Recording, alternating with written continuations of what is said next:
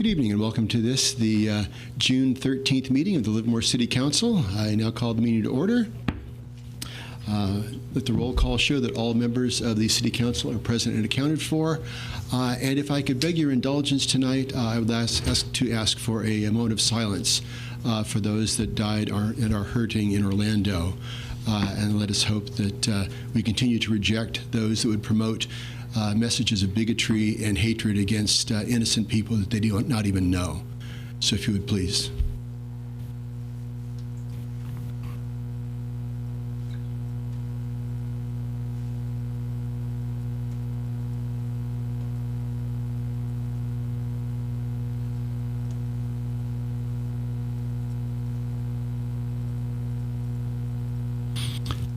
Thank you very much. Would ask that you now rise and join me in the Pledge of Allegiance. I pledge allegiance to the flag of the United States of America and to the republic for which it stands, one nation, under God, indivisible, with liberty and justice for all. Thank you. Now moving on to proclamations and presentations. We are going to confirm the appointments to the Community Asset Management Program Subcommittee. So this is something that we've talked about for a while. This is going to be a tremendous effort on how do we manage the life cycle of the major assets in the city. So I would like to thank at the outset the folks that are stepping up to be a part of this. This was no easy decision. We had quite a rigorous interview process, a tremendous amount of talent that came forward, and we have a great range of skill sets that have stepped forward to assist the city with the asset management plan. So with that, well, let me read off the names first, and then I'll ask for a motion to accept. We have Regina Bonanno, Bob Dashner, Jan Evans, Paul Foster, Susan Frost, Eric Getz, Gordon Jones, Jennifer Wierowek, and Jennifer Yeamans. So do I have a motion? I move that we accept. Moved by Councilmember Warner. I'll second. Okay, seconded by Councilmember Spadowski. Any discussion on the motion? All in favor? Aye. Aye. It passed unanimously. So the folks, if you could please come up and be sworn in. Once again, Regina Bonanno, Bob Dashner, Jan Evans, Paul Foster, Susan Frost, Eric Getz, Gordon Jones, Jennifer Wierowek, and Jennifer Yeamans.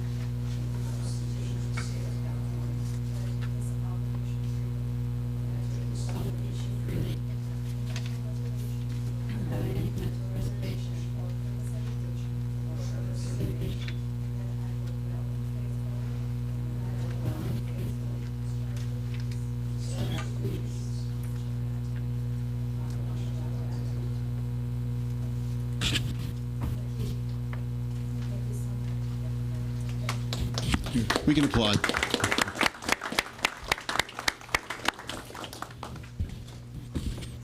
Thank you very much, and look forward to working with you over the next however long it takes. So thank you very much for stepping forward. Moving on to the Citizens Forum, I have roughly half dozen cards. Citizens Forum is something we asked it's an opportunity for people to speak on an item that is not on the agenda. And the City Council can neither deliberate nor take action on any of these items. And I ask that you keep the comments to 3 minutes or less. We have David McGuigan, Anthony Rangel, John Stein. Mr. McGuigan.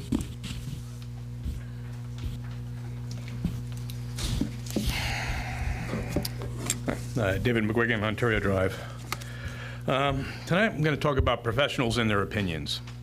When one considers what it means to be professional, the one thing for sure that is they are held to a higher standard for their opinions. Now, most professionals take pride in this and will hold their members to a level of standard. All professions, that is, except for the police. Somehow, police find making professional opinions that contradict their own direct observations is proper police procedure. Let me detail the events that the officer testified directly to witnessing. He first saw my vehicle when it was 150 feet from the pedestrian. He watched my vehicle approach the pedestrian at 25 miles per hour until it closed to a distance of 70 feet, at which point he witnessed the pedestrian suddenly start running across the path of my vehicle at a speed of 3.5 to 4 miles an hour with his arms and legs pumping. Let me be very clear. These are the events the officer directly witnessed. Now, when it came time to give his fully considered professional opinion that would bring the full force and weight of the state into action on whether or not the pedestrian acted safely, knowing full well that the minimum safe stopping distance for a vehicle traveling 25 miles an hour is 84 feet, and that the pedestrian ran out with a mere 83% of that safety buffer left, the officer determined that the pedestrian did indeed act safely. His reasoning, because the pedestrian believed he had enough time. That's right.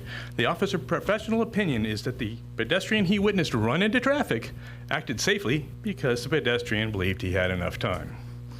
Now, ignoring the fact that the pedestrian had a significant reason to lie about having enough time, it's really not credible that a trained observer could witness the events that he testified to and consider the pedestrian as acting safely. Evidently, the chief believes the same way, since to justify his frivolous findings, his detailed and thorough investigation had to find that the officer didn't testify that my vehicle was 70 feet when the pedestrian started running. One has to wonder about the highlighted transcripts I provided to the police that stated, and I quote, "I would estimate that the truck was probably at a distance of about 70 feet, maybe when Mr. S started taking off running." When I told the chief that he needs to read the transcripts, he started backtracking and saying his officer may have been considering many factors that would allow me to still be able to stop my vehicle. Well, as amusing as it might be to have a detailed discussion on coefficients of friction and he's doing work against momentum with the chief, I'd like to mention a couple things first. First, the officer didn't say that he believed I could stop. The officer said he believed the guy he watched run into traffic. Second, let's just take stopping out of the equation, shall we? A lane of traffic is 12 feet wide. The pedestrian was a couple feet outside of that, so he has some 14 feet to cover. Letting him travel that entire distance at the maximum estimated speed of 4 miles an hour, it's going to take him 2.4 seconds to make that travel. A little bit longer since he's starting from a dead stop. A vehicle traveling 25 miles an hour will cover 70 feet in 1.9 seconds. A show of hands. Who thinks the pedestrian acted safely? If you come to Livermore... Mr. McGuigan, if you could finish up, please. I'm just about done, Your Honor. If you come to Livermore, please be aware that deliberate ignoring facts and claiming outrageous professional opinions is considered proper police procedure. Next week, we'll talk about things that should exist but don't. Thank you, Mr. McGuigan. Anthony Rangel, John Stein, and someone named Connie. Okay.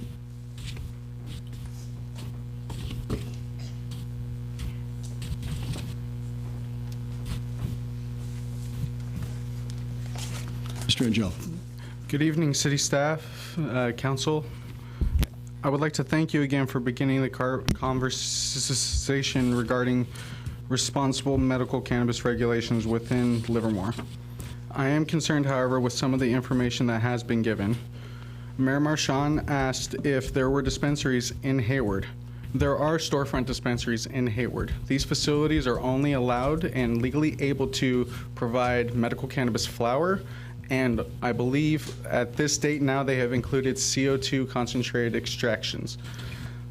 The closest full-service dispensary offering things that are not psychoactive, like topicals, tinctures, salves, and balms, is Oakland. The opposite direction is Stockton. The Vice Mayor asked, where does MRSA leave communities like the Tri-Valley without any current dispensaries?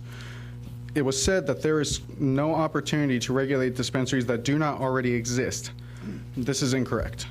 On February 3rd, the governor signed AB 21 into law, removing the March 1st deadline previously in MRSA. This act is an urgency statute necessary for immediately preserving the public peace, health, and safety, and went into effect immediately after signing. I've provided copies of AB 21. If you look on page 4, section 2, paragraph 2, it states to allow local governments to protect the health of their citizens by regulating marijuana at the earliest possible date. It is necessary that this act take effect immediately. On June 1st, I attended the BMMR workshop held at the San Francisco Police Department headquarters.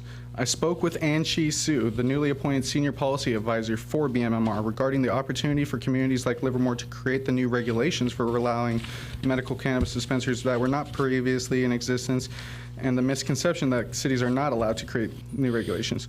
She expressed that cities should urgently move towards regulating medical cannabis activities and not wait for the state regulatory system. Once licensing begins at the state level, projected 2018, organizations will not be able to apply for state licenses without holding a local permit. Now, collectives will not be phased out until 1 year after that. So we are looking for 3 years until collectives are actually phased out of existence.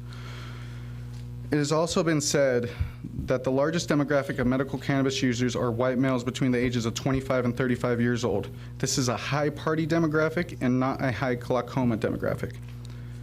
This has been stuck in the front of my head and eating me alive all over this country as a 28-year-old white male that had his head smashed into concrete at 80 miles an hour 6 times as I fell halfway out of a rolling vehicle. Another person I would like to point out that fits that very description is a war veteran I had join us at our veterans lunch that we held in Livermore Memorial Day weekend.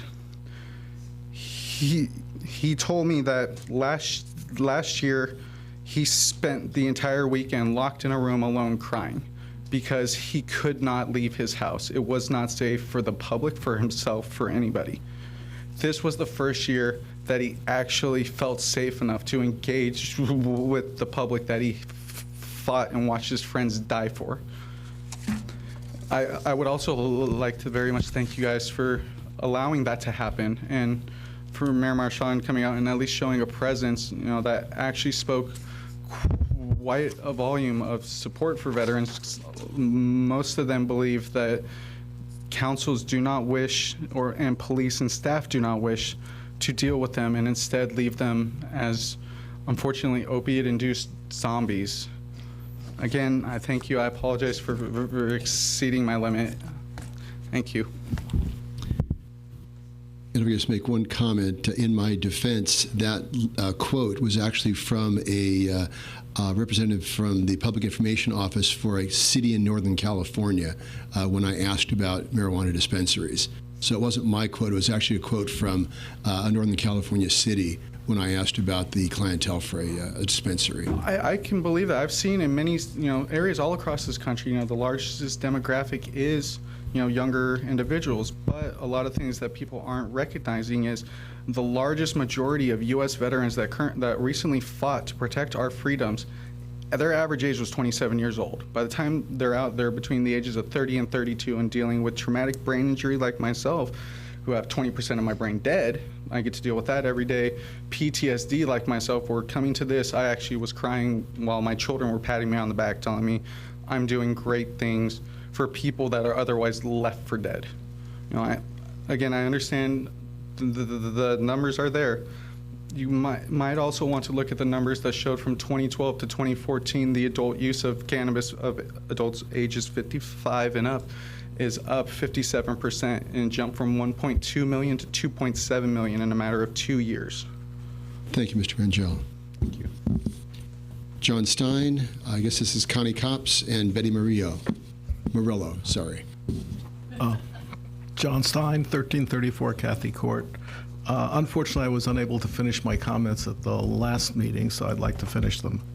In regard to the downtown Catalyst site, there appears to be a parking shortfall while the parking that currently exists is being replaced.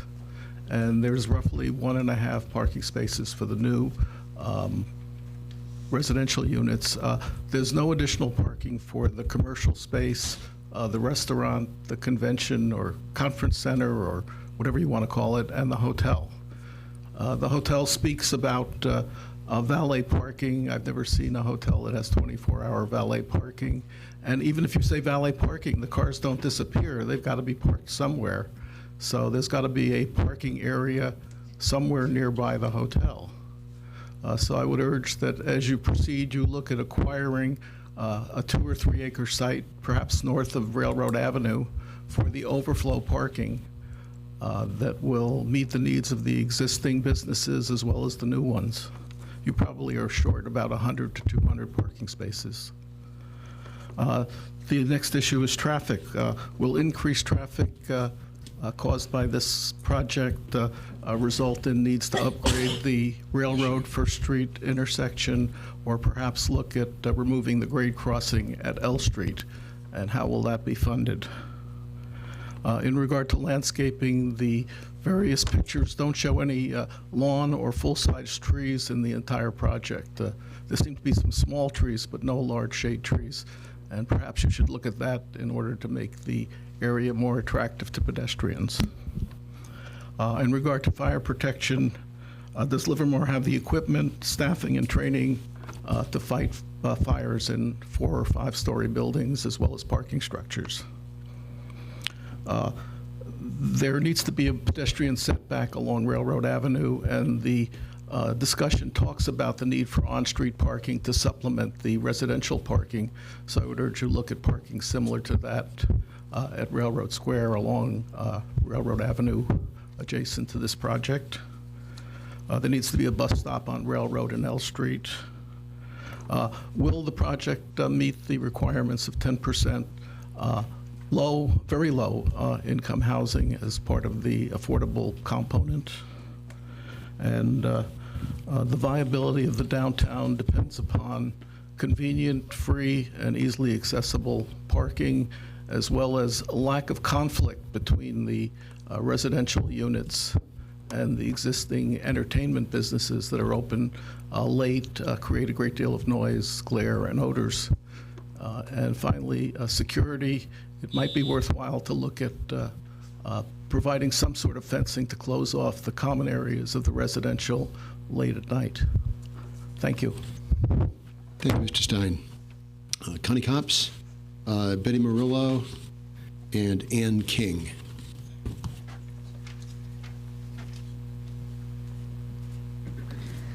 Hi, my name is Connie, and I'd like for you to put on the agenda soon something that Lorraine Turner kind of brought up, that she said that she's been asking for the Livermore Springtown specific, the North Livermore specific plan. I was hoping that you could bring that up, and a general plan that's like in public. I think that too much is moving forward with Springtown area without enough respect for the area as a whole. And I really think that we need to do that. And I think I have a good idea for a fundraiser too. I saw a really cool video that was actually a roast for a past Mayor Turner. And in this roast, he dedicates money to the Springtown Library. And I think it would be a really good idea for a fundraiser. Thank you. Thank you. Betty Murillo and Ann King.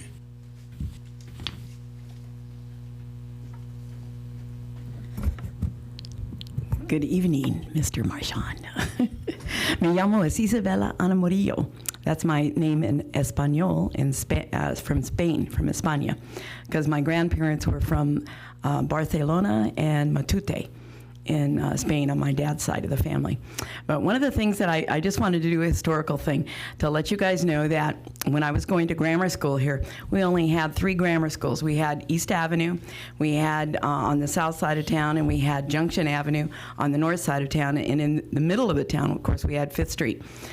But it was really nice. But one of the things that they didn't plan for was we had quite an expansive growth area, I guess, during that time period. And so I was in second grade, but I was on the other side of Lincoln Highway.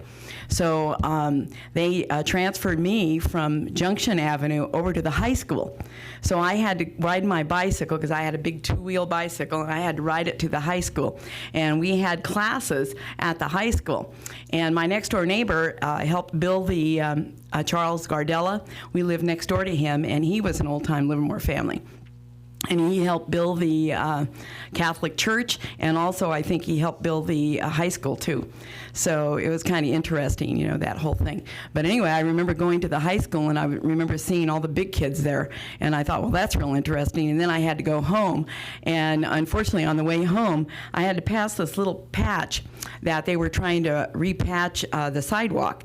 And so I very gingerly looked at it, and I thought, well, it looks hard. Yeah, I think I can ride my bike through there. You know, so I went ahead and rode my bike through there, because everybody knows everybody on Livermore.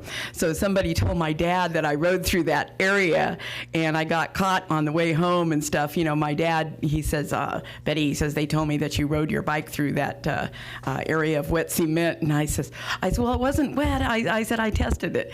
And but I can remember doing that. But also from one of the things that's interesting about Junction Avenue School was that it was a school that went from kindergarten to 8th grade. And I've got my Junction Avenue school pin that says I graduated from Junction Avenue during that last year that it was a grammar school, because the following year it turned into a junior high school. You know, and also Pat Francisco, she was one of the teachers at the junior high there, and she's from the Francisco family. But she was my physical education teacher there. So, you know, we knew a lot of the old people in Livermore. It was fun to grow up in that kind of an atmosphere when you knew everybody. You could walk down the street and you knew everybody. And even the, I remember the, oh gosh, I can't remember his name now. The chief of police at the time, but I remember him. He used to pick me up and put me on the at the Bank of America. Is that Johnny Michaels? Yeah, it was Johnny Michaels. There we go. Yeah, and he used to pick me up and put me on the. He'd see us in the Bank of America, and he'd pick me up and put me on the part of the thing. But you know, he was very funny and. But, you know, that's part of our history in Livermore. But every once in a while I'll come back and I'll tell you a little bit about some of the history in Livermore, because I think it's pretty important. And I think that you guys need to hear some of that, too. Thank you. Thank you. Ann King.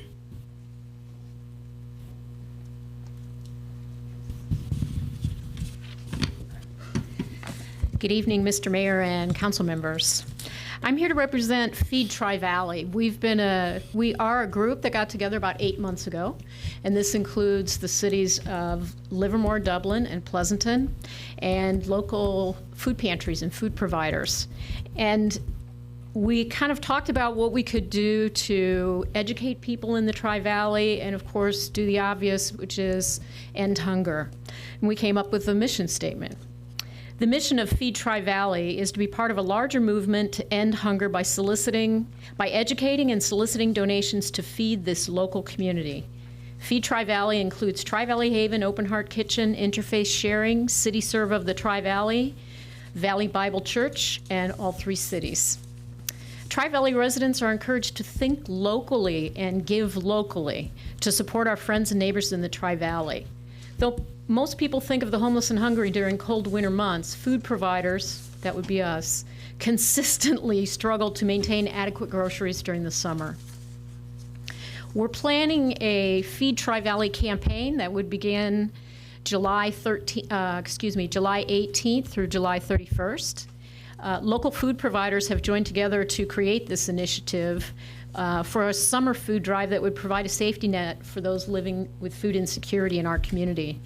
There's thousands of Tri-Valley residents that are struggling to put food on their tables, and in Alameda County alone, it shows that 1.7 million people are struggling to put food on their table. Food insecurity results in negative academic outcomes in children, and adults are at greater risk for diabetes, hypertension, and poor mental health. The goal of Feed Tri-Valley is to ease hunger in the Tri-Valley and raise awareness that food insecurity is a local concern in summer as well as winter months. The community is asked to donate canned and dry food between July 18th and July 31st to feed Tri-Valley barrels located at various locations all over the Tri-Valley. You can go to ptownlife.org and find a current list of those organizations. And I did bring some flyers for you. I'm hoping that everybody will participate. And then I have a second flyer that has nothing to do with Feed Tri-Valley, but it's a great film festival I'm just passing out. You give those to the city clerk, please.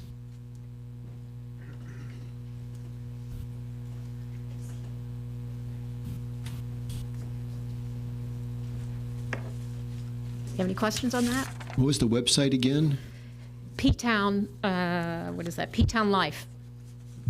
That's where the current. .org? Yeah, there's, most grocery stores are participating, Safeway, Whole Foods, Trader Joe's, and then we have a lot of businesses that are participating as well. And that's July 18th to 21st. 18th through the 31st. 31st. And City Hall is participating as well. City Very Hall and good. the library. Makes it So thank convenient. you for that. Thank you. Okay, that concludes the Citizens Forum. Moving on to the consent calendar. These are items typically of a routine nature. It's passed with a single motion. However, we're going to split it tonight. We're going to go to 4.1 to 4.10 and with one motion, and then we're going to separate and have an opportunity to discuss 4.11. So with that, does anybody wish to pull anything on the consent calendar? Okay. Is there a motion for 4.1 to 4.10? So moved. Moved by the Vice Mayor, seconded by Councilmember Warner. Any discussion on the motion? All in favor? Aye. Aye. Passed unanimously. 4.11. I believe we have Eric Peterson is stepping on deck here. Good evening, Mayor and council members.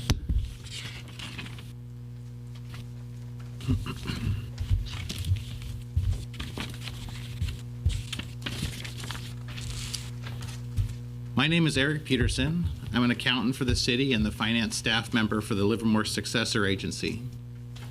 The Livermore Successor Agency has an opportunity to refinance former Redevelopment Agency 2001 tax allocation bonds. The 2001 tax allocation bonds were originally issued to refund 1986 tax allocation bonds, as well as provide financing for redevelopment improvements in the downtown project area. The purpose of refunding the redevelopment bonds is to reduce the interest rate, which lowers the annual cost of the debt service. Refinancing 2001 tax allocation bonds will not extend the maturity date nor secure additional proceeds.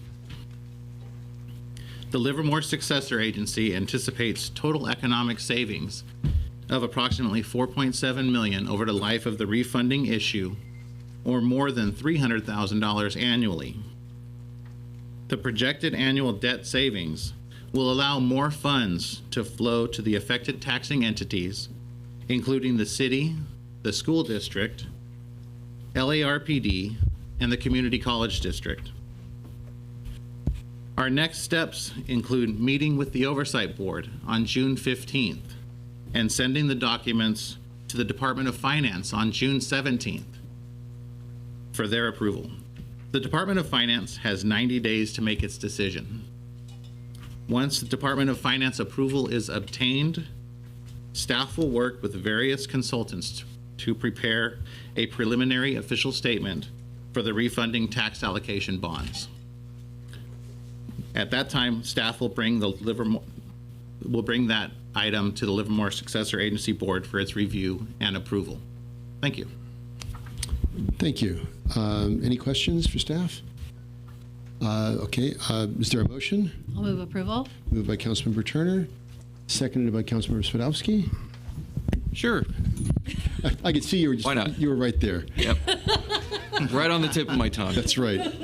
Any discussion on the motion? All in favor? Aye. Passed unanimously. Thank you, Mr. Peterson. Thank you. Okay, moving on to the public hearing. Before we do that, do we have an update on the score? I have no idea. Okay. He turned off his phone. it. Oh, okay. I was So you don't want to reading know. the item So you don't queue. want to know. Okay. No, all I right. don't. It's halftime, 61 tie. Oh, okay. So it's the same. Okay. Okay. Okay. So they're tied now, and they were tied in the very beginning. They were tied. They were tied. No, they were tied. Okay. Party pooper. That's all right. Okay, 5.01. This is a project on Lomitas Avenue. Senior Planner, Mr. Murray. Thank you, Mayor Marchand and council members. This first slide will orient you to the project and its vicinity. In this view, we're looking from the south northward, and whoops, Don't touch me there. bear with me. Okay. Lomitas Avenue runs east-west across the top of the screen. Wedgwood Way is located to the west. Bella Vista Place is to the east, and San Remo and Sorrento Place are to the north. The project site itself is about 5 acres. The zoning is RS, which is suburban residential, and the general plan designation is urban low 2.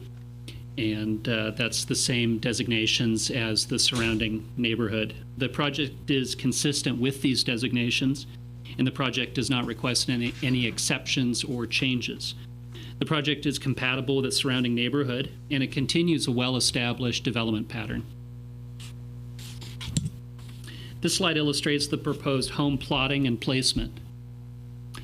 The home and lot sizes are consistent with the surrounding neighborhood. Only 3 of the lots in the proposed subdivision include 2 stories, and you can see them with gray on lots 2, 8, and 10. Consistent with the surrounding neighborhoods, the lots have generous rear yard setbacks that average 35 feet. The proposed architecture includes 3 different floor plans, and each floor plan has 2 distinct elevations. The home sizes range from 3,200 to 4,500 square feet in a plus garage area. The home designs are distinctive and compatible with the surrounding neighborhood. The proposed landscape plan is an excellent example of water efficient design that consists mostly of drought-tolerant shrubs and ground covers. Turf is limited to the water quality basins that are located at the northern edge of the project site along Lomitas Avenue.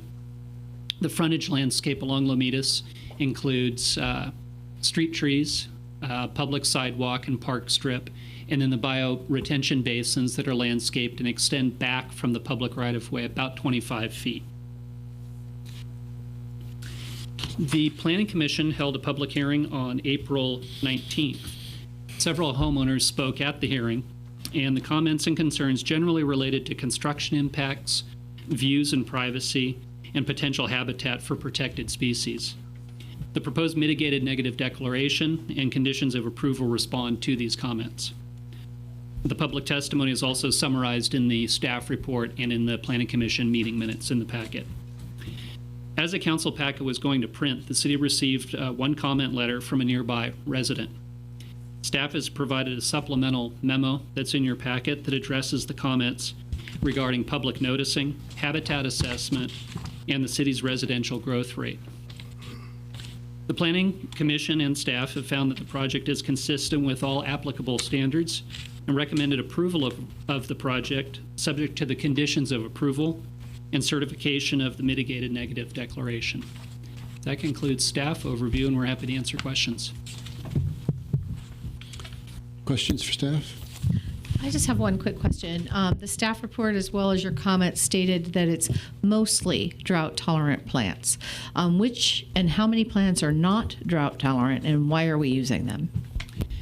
There were just 2 trees. The proposed street tree and one of the front yard trees were moderate water use, and per the conditions of approval, those also will be swapped out to low water use. Questions? Okay. Moving, let's see. We're going to open the public hearing. I have a card, Stephen Deladera. Mr. Deladera?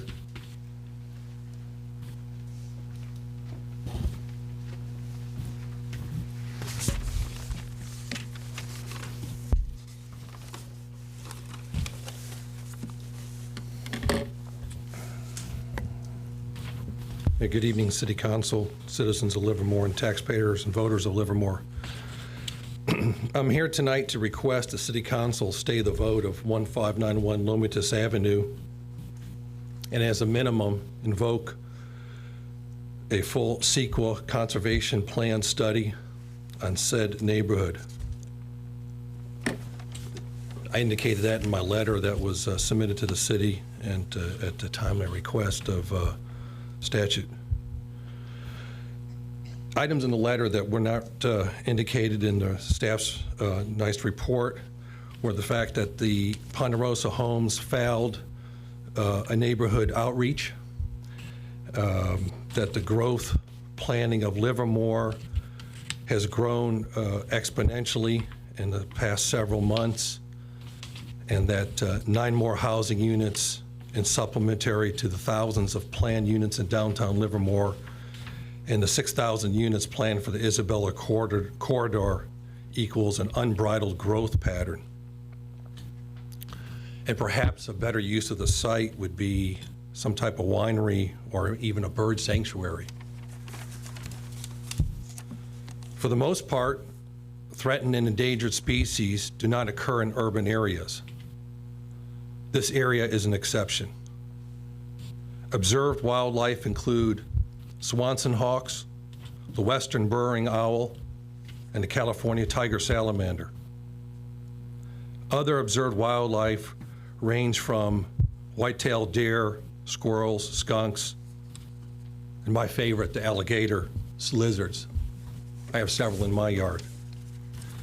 I'm an abutting neighbor at 1560 San Remo Court, and after caucusing with my neighbors, I would say that the silent majority agreed that the neighborhood would be better off not having 9 additional housing units, which solves nothing but adding more and more and more sprawl to Livermore. Thank you. Thank you, Mr. Deladera. Okay, that's the only card that I have, so I'm going to close the public hearing. Can staff comment on the CEQA question that was raised? Staff has done a CEQA analysis through the initial study, and it relied on a biological assessment of the site. Staff believes that the analysis was thorough and complete and recommends the mitigated negative declaration. Okay, thank you. Questions for staff? Vice Mayor? Just for the community at home, was this zoned for this housing density after or prior to the adjoining homes being permitted and constructed? Well, you're going to have to talk to a former planner. That's better than the term ancient, so keep going. The Lomitas area was general planned and zoned as a unit. It was done so in the late 1980s. It was done so as part of a comprehensive plan. Since that, we have comprehensively updated our general plan, and those densities as well as the zoning. I don't think my mic is on, is it? Even though it's actually turned on. But the zoning and the density were confirmed in the, let's see if this one works. There we go. And the zoning and density were confirmed in the 2003 general plan update. So it was actually planned as an entire unit. The entire area was planned at 2 units to the acre. You can see, you saw on the overhead that was put up that essentially all of the rest of the surrounding properties are built at that particular density. We looked at the overall impacts of developing the area before we did the general plan for the entire Lomitas neighborhood. You remember that was originally developed in the county as 5-acre parcels and annexed essentially en masse in the 1980s. And so it was at that time that those analyses were done. They've been updated with the latest general plan, and this project is consistent with that. Thank you. Any questions? There was a mention of sprawl. I just wanted to point out that we have an urban growth boundary that was enacted by the local citizenry in 2002, and that was part of the idea behind the urban growth boundary is that we would no longer continue to sprawl out into greenfield development, but the idea was to take infill sites. Very much, well, this isn't even an infill site. This was originally zoned for precisely what we have right now. Okay. No further questions, comments? Do I have a motion? I'll move approval. Okay, we have a motion. Is there a second? I'll second. Seconded by Councilmember Warner.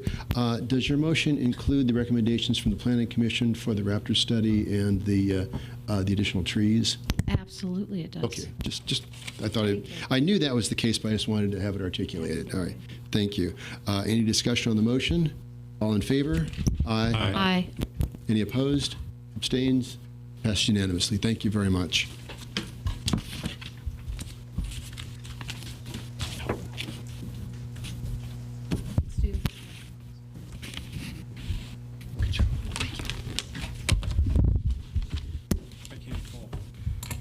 I thought I did too.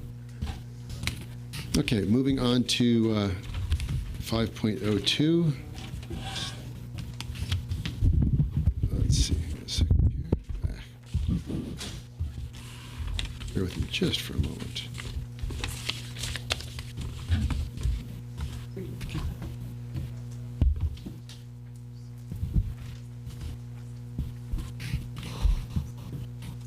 Okay, 5.02, the Tax Equity and Fiscal Responsibility Act, TEFRA, our TEFRA hearing. Mr. Uringa. Yes. Good evening, Mayor, members of the council. Before you tonight is the consideration for approval of the issuance by the city of a residential rental project bond for the Stoney Creek Apartments. Is this working? Okay. The proceeds of this $26 million bond will be used to assist in refinancing the acquisition as well as assist in the rehabilitation of the 70-unit affordable rental project located at 5896 East Avenue that has been owned and managed by Eden Housing since its development by them in 1992. If approved by council tonight, the adopted resolution will do the following. 1, authorize an application to the California Debt Allocation Committee to permit the issuance of the bond. 2, approve the issuance of the bond in accordance with Section 147F of the Internal Revenue Code in an amount not to exceed $26 million for the purpose of acquiring and rehabilitating the Stoney Creek Apartments. And 3, declare an official intent to reimburse certain bond expenditures from the proceeds of the bond. In the past, the city has used this funding mechanism to issue tax-exempt bonds for Heritage Estates Senior Project, the Arbors, Portola Meadows, and Diablo Vista Apartments. The issuance of the bond does not result in a financial impact or an obligation to the general fund, nor does it affect the borrowing capacity of the city. By issuing the bond, the city will be eligible to collect a one-time issuance fee of 1/8 of 1%, approximately $32,000. As well as an annual monitoring fee of approximately $4,000 for the 55-year term of the regulatory agreement. Okay. Staff recommends approval of this request, and I'm now available to answer any questions you may have. Any questions? Okay, I'm going to open the public hearing. I have one card, Joanna Carmen. Ms. Carmen. Hi, good evening. My name is Joanna Carmen, and I work for Eden Housing. I actually really just wanted to take this opportunity to thank everyone for hearing this resolution tonight. I wanted to thank city staff. Eric Aranga, Gabrielle Jensens, and Bhavna Chaudhary have been working really hard with us on this transaction. Stoney Creek Eden Housing is an nonprofit affordable housing developer. We work here in Livermore. We have 4 properties here in Livermore, and we also have over 130 properties throughout California, which results in 8,500 homes for low-income families, seniors, and those with disabilities. The Stoney Creek Apartments Rehabilitation Project is really to take it, as Eric had mentioned, this was built in 1992, and it's in need of major capital repairs at its 23-year mark. So we appreciate all of your time and consideration in this matter and all of staff's time. So thank you. Thank you. And I will tell you, one of the coolest things I have done in this elected office was when we built that playground. Oh, yeah. On site. Yeah. That was a great effort of the community coming together to really do something great for that facility. Yep. We're actually adding a playground, so hopefully we can have another little. Great. Let me know. Thanks. Great. Thank you. Questions at this point? Comments? Nope. Okay. Do I have a motion? So moved. Moved by Councilmember Warner. I'll second. Seconded by Councilmember Spadowski. Comment? I'd just like to thank Eden Housing for all that you do with us, and it's a pleasure to be able to use the city's power to leverage the borrowing and the repayment of the debt for the needing housing that we do need. Thank you very much. You're our partner in this. We couldn't do it alone. Great. Thank you. Mr. Mayor, just a point of order that you did indeed close the hearing before you took the motion, correct? Yes, I did. Very good. Let the record show. Okay, so it's been moved and seconded. Any discussion on the motion? All in favor? Aye. Any opposed? It passed unanimously.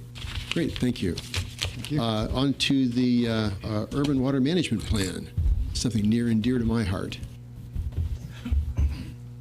Yes, I know it's not as exciting for some people as it is for me, but it's my life.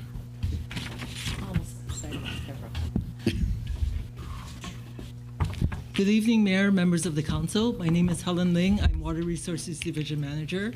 Before you tonight is the draft 2015 Urban Water Management Plan. As you know, Livermore is served by 2 water suppliers. The city of Livermore serves about a third of the city. The balance is served by California Water Service Company. CalWater provides their own water service, does their own urban water management plan for their service areas, and the plan before you tonight is only on the Livermore Municipal Water Service area. The state water code, the California Water Code, requires each urban water supplier to update and prepare an urban water management plan every 5 years. And the purpose of the plan is to take a look at resource planning to ensure that there's adequate water supplies to serve existing customers and future water demands over a 20-year planning horizon. The state is very prescriptive in providing guidance on preparing the plan, and staff followed the state's guidance very closely in preparing this draft you have before you. In the 2009, with the Water Conservation Bill, also known as SBX 7-7, in addition to looking at long-range water resource planning, each water supplier was also required to develop a water use reduction plan to meet a 20 by 2020 reduction goal. So by 2020, we're all supposed to reduce per capita water use by 20%. And urban water suppliers are also supposed to report progress in meeting the 20 by 2020 goal in the 2015 and the 2020 urban water management plans. The staff report mentions the executive order that the governor issued in early May, and also the State Water Board's subsequent actions to revise their emergency regulation to address the differing water supply conditions across the state. And the mid-May State Board action allows each water supplier to self-determine what their required conservation goal should be. And staff will be back on June 27th with updates to meet the latest regulations. It's not in tonight's action because the State Water Board is still working on refining the requirements for each water supplier to conduct its self-assessment and to submit paperwork to the state. So tonight, staff recommends council conduct a public hearing to receive comments on the Urban Water Management Plan and to also adopt a resolution approving the 2015 Urban Water Management Plan, and the plan includes the water use reduction plan as well as the water shortage contingency plan. And we'll be happy to answer any questions. Good, thank you. Questions for staff at this point? Just to highlight, you mentioned the 2020 target from X7-7, but we have already achieved over 26% reduction. So below the 2020 target. Yes. So we, once again, Livermore rocks. Great, thank you. Okay, with that, I'm going to open the public hearing. If there are no questions, I have Connie Copps.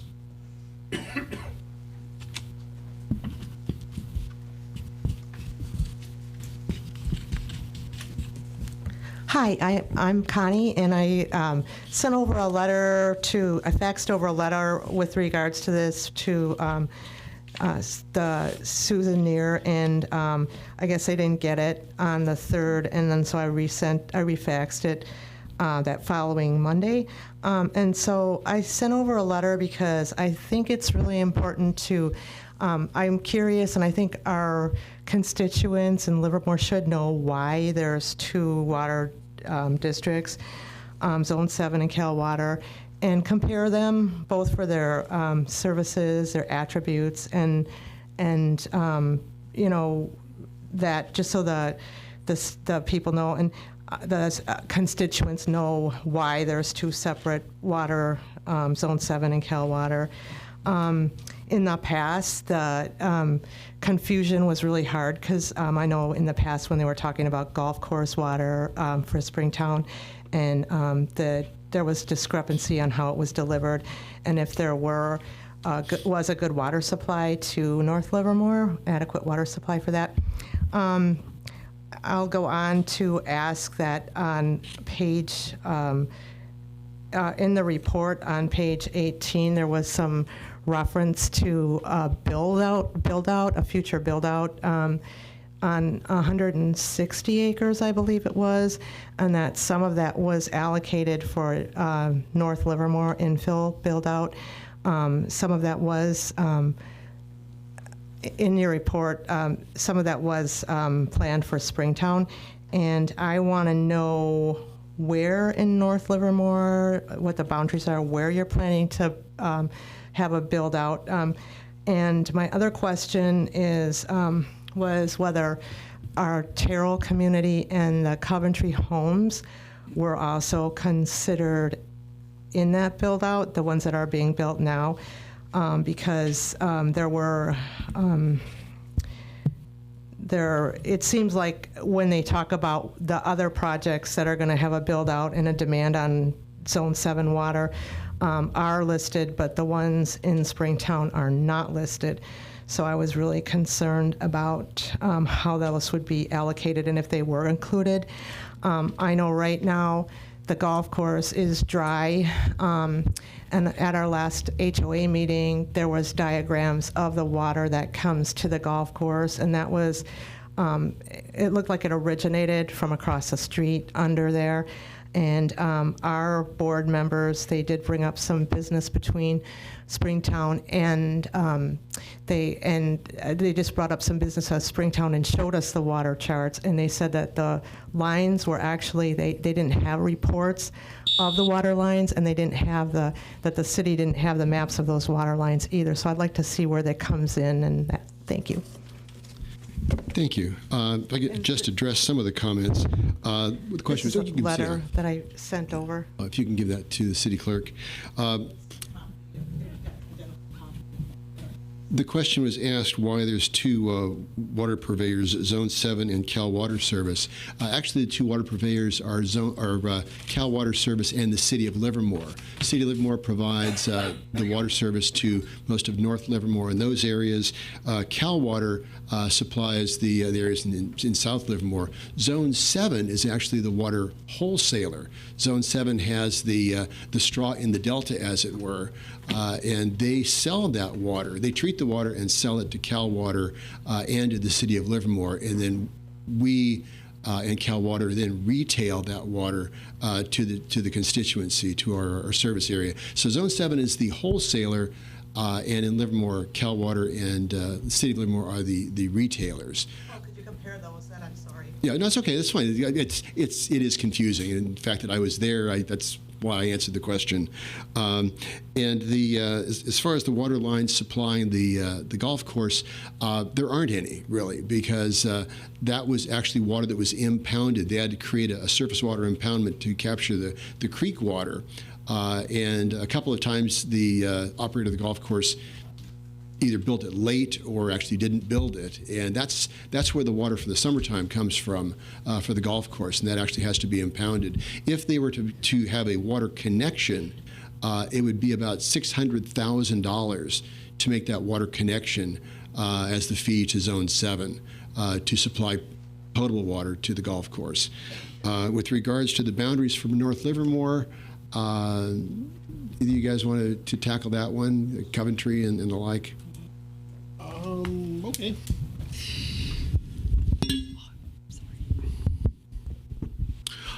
Yeah, on the detail in the urban water management plan as far as remaining growth in the general plan, the reason the projects aren't specifically identified is if there aren't planned projects at this time specifically, it just refers to the amount of available land in Springtown. So because the reason that it doesn't say it's going to be built here and here is there aren't projects proposed right now.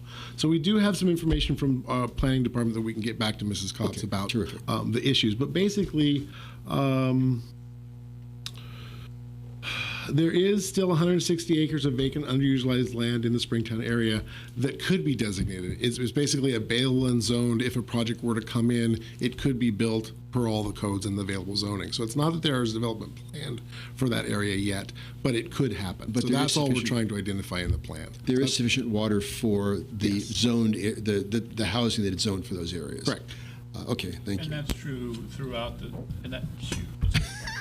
swap out the and that's true that throughout the service area that the city serves. So essentially, we're required by law to take into consideration your adopted general plan. For example, your project earlier this evening, which now is a real project because you approved it. The planning for the water for that is years and years and years old. When the general plan first basically went on the books, a quarter of a century ago, we began planning for appropriate water supplies for that. So as the projects come in over the next decades, we'll ultimately have enough water for what we term build out, essentially completion of all of the anticipated growth that's in your general plan. You just hit something that sort of rattled my cage a little bit. You said when this was planned 25 years ago. I was on the Zone 7 Water Board 25 years ago, and that's when we started planning all of this stuff. And actually what Zone 7 did when they saw that there was some question as to the reliability of the State Water Project, Zone 7 doubled their so-called Table A entitlements from 42,000 acre feet to over 80,000 acre feet, and then sought out-of-area storage. So they really have almost a redundant system. It's a very, very secure system, one of the best in the state. So the flip side of that is that part of that reliability carries with it a premium on the water rate of about 30%. So because we have such a secure water supply, it does add an increment for that security to the water rate, but I would rather have the water than not. So if it's a little bit more expensive, that's why. Get that right? Okay, just want to make sure. Councilmember Spadowski, a question? Sure. No, just a comment about the plan itself. Very well written. It was easy for me to follow, and it looks like it was done in-house. The plan. I was looking for the consultant stamp somewhere. I didn't find it, so kudos. 110 pages in-house of a very technical report. That's great. You don't come by that very often. Usually with a technical report, you do have some assistance. So that's really impressive. And I also have to say, anytime, in particular in the report, when we're mentioning increasing our local supply and not relying on the state as much, that's perfect. Anything that we can do to assist Zone 7 with local sources, chain of lakes, that supply, we should continue to do so. So thank you. Great. Thank you very much for the comment. Helen Ling and Dan D'Angelo are the primary authors of this. And yes, we were able to do it in-house for the second in a row and for each 5 years. Not sure if we're going to be able to do it for the next one, but we'll keep trying. I mean, yeah, that was great. Mr. Stein. I did put a card in. Okay, I don't have it, but go ahead. We'll trust I you. did have a few brief comments. There were two long-term issues that, while short-term have advantages, long-term may not. The first is salt balance in the valley. As we use more and more recycled water, the salt balance will be adversely affected because the recycled water is higher in dissolved solids, and since it's used mostly for irrigation, it's concentrated by evaporation and transpiration before it gets into the groundwater. So that may become a problem. And the other is the peripheral pipeline, which offers improved water quality in the short term, but gives the Los Angeles Municipal Water and Power essentially a straw right up in the Sacramento River at Sacramento, and effectively could destroy the entire ecology of the Delta. Because if they start pumping in a drought, essentially we would see saltwater infiltration coming in from the bay all the way through the Delta, destroying agriculture there and the nurseries for a lot of the commercially important fisheries. Finally, the SAVE initiative, which was passed in 1972, speaks to not issuing building permits if there's water rationing. And while this discussion never speaks about rationing, it does talk about mandatory conservation, and it seems like that's very close to rationing. So I was wondering if perhaps we should begin looking to the voters to see if they want to rescind that, or whether they still consider it important that there be adequate water supplies, even in a drought, before more building permits are issued. Thank you. Thank you, Mr. Stein. When I was at Zone 7, there was a lot of discussion about the 6,000 tons of salt that was added to the basin, and there was a concerted effort to manage that basin. And this is one of the benefits of the Mocho demineralization plant, is actually removing a lot of the salt from the basin, and then it's being pumped over the hill through the lava pipeline. So we're actually getting closer to maintaining this groundwater basin in balance. So that's some of the long-term efforts that they've made. With respect to the difference between rationing versus the mandatory conservation. To me, rationing is giving you a specific number, and we haven't had to do that. And I think that, again, as I mentioned before, Zone 7 has doubled their Table A entitlements. So this way, they have able to increase the water supply for the area. And we actually looked for them for the numbers that what they can sustainably supply over the years. Correct. I think staff's impression would be the same thing on rationing. At stage 3 and stage 4 of our shortage contingency plan is where you get up to levels where we're assigning quantities or more of a rationing approach. So I think we're on the same page. But we've not had to do that. No. Stage 2 is as high as we've gone, and just general calls for conservation. Okay, great. Thank you. Questions for staff? Just one more, since it came up. The use of recycled water for landscaping, we do not have an extensive purple pipe system here in town. It's mostly on the western edge, I believe. North. Correct. Our recycled water use area is out by the treatment plant, airport area, Las Positas College area, all of both sides of the freeway out there. So all the businesses and any residential units, anything in that area has to use recycled water if it's available to them, and it is. We, at Council's direction in 2013, we did our updated recycled water master plan. At that time, we had a decision to expand the purple pipe system out into the Cal Water Service area. What we found was a couple things. Number one, dragging pipes out, the infrastructure is very expensive for recycled water. So taking pipes out didn't really make financial sense. And the other thing was Council at that time took staff's recommendation to reserve the remaining capacity for recycled water for water supply uncertainty. Boy, we didn't know how, you know, prescient we were on that to see this coming. So I think the kind of where Livermore is at right now is, at Council's direction, is holding on to that production capacity and looking for advanced treatment or some other way to get that water back into the potable supply so you're not running a dual infrastructure system that people can't pay to support. And we're also finding that other communities are having trouble with irrigating landscaping with recycled water. It kills redwoods.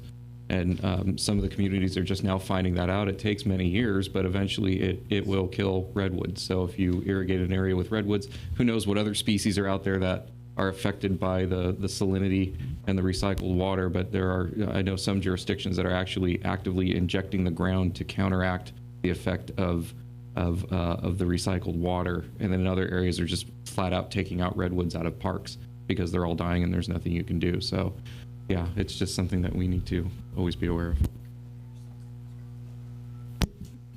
Okay. Any further questions or comments? Okay, so with that, do we have a motion? Everybody's looking at me again. Okay, sure. I'll move. Quasi Mr. Water. Yeah, well, I'm Water Junior in some respects up here, but I'll move approval of item, what is it, 5.0? 5.03. Great, thank you very much. Moved and seconded. Any discussion on the motion? All in favor? Aye. Any opposed? It passed unanimously. Great report. Thank you very much. As it was pointed out, it was very readable and a lot of great information here, so thank you. Moving on to matters for consideration, 6.01, appointment of council members to the City Council Subcommittee to conduct advisory body interviews. I was on this, and Councilmember Spadowski were the last couple. I'd like to have at least one person on there that's got some experience, so there's some rotation in there. And I think, Councilmember Warner, have you been on this? A few times. You have? Okay, how about recently? No. Okay. How would you like to be back on there? It's great. Okay, good. Well, the fun thing of it is you get to an early look at all the talent that's coming in. It's very exciting, very gratifying. So certainly appreciate that. So if you wouldn't mind taking over, and then Councilmember Spadowski, I think that's the most recent rotation. Okay, so do we need to approve that, or just it's by fiat? Okay, great. 6.02, direction and discussion regarding the master planning process, open space ballot language, and open space use guidelines for the Springtown Golf Course. Mr. Greenwood. Okay. Good evening, Mayor Marchand and council members. I'm Darren Greenwood, your Public Works Director. Item 6.02 is a discussion of the Springtown Master Plan and use guidelines, as well as open space ballot language for reuse of the Springtown Golf Course.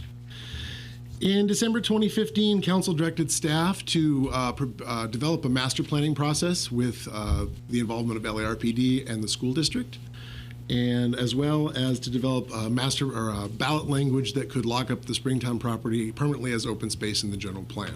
So tonight we bring those two items back. In addition to those, we have a couple other things we're seeking direction on. My glasses on so I can see.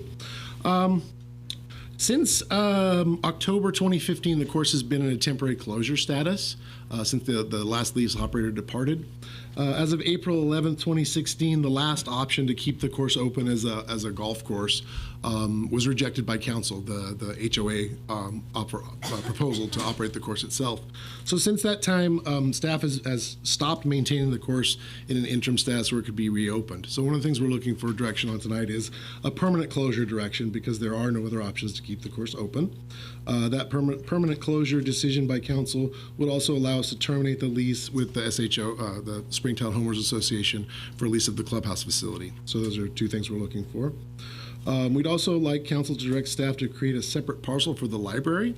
The library sits on the golf course parcel, and while that's not inconsistent with the open space designation, it would be a little bit cleaner to have it on its own parcel before that comes on the ballot. So staff's asking for that direction also. And then also open space interim use guidelines that we'll talk about in just a second.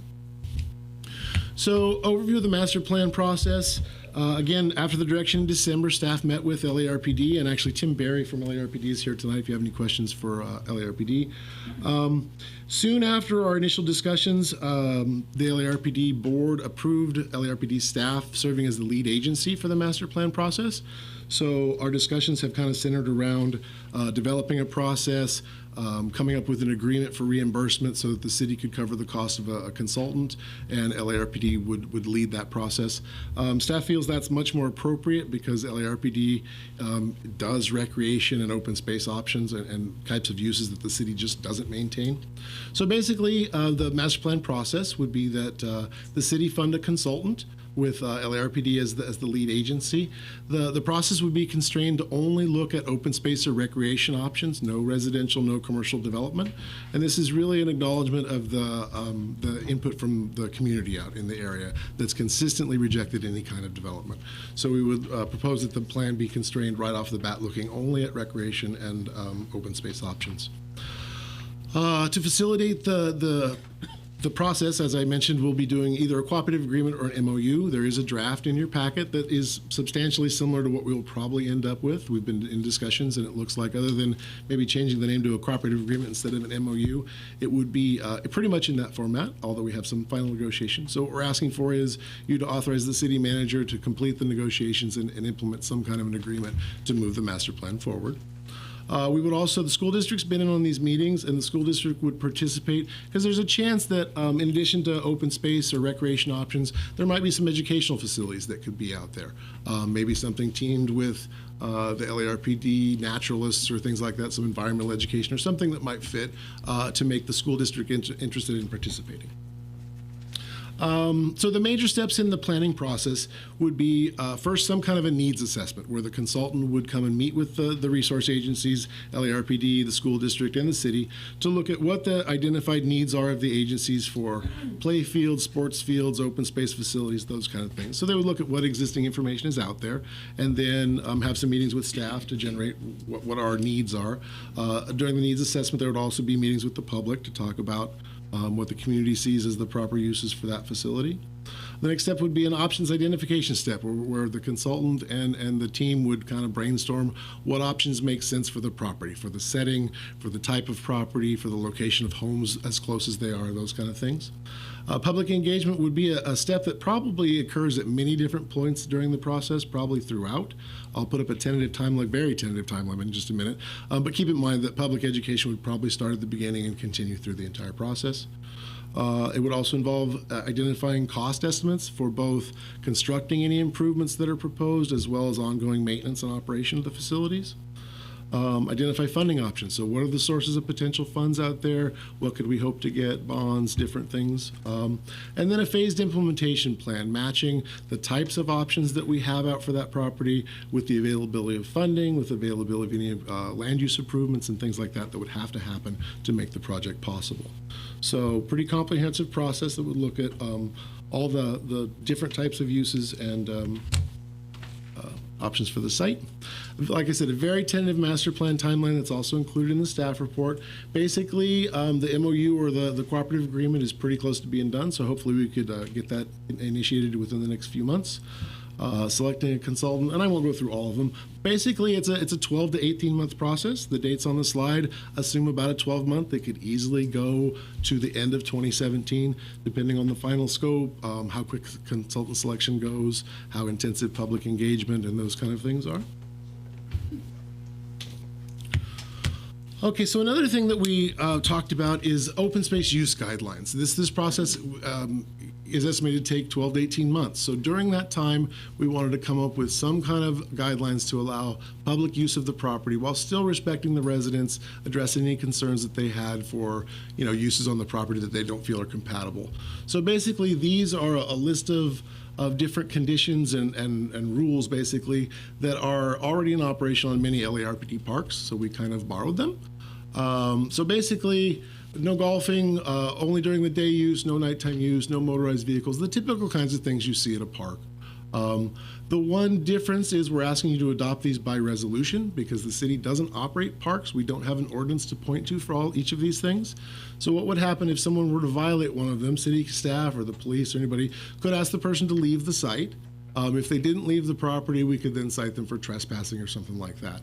If any of these already have an existing ordinance or requirement that we can point to, like leash laws or things like that, those are already enforceable.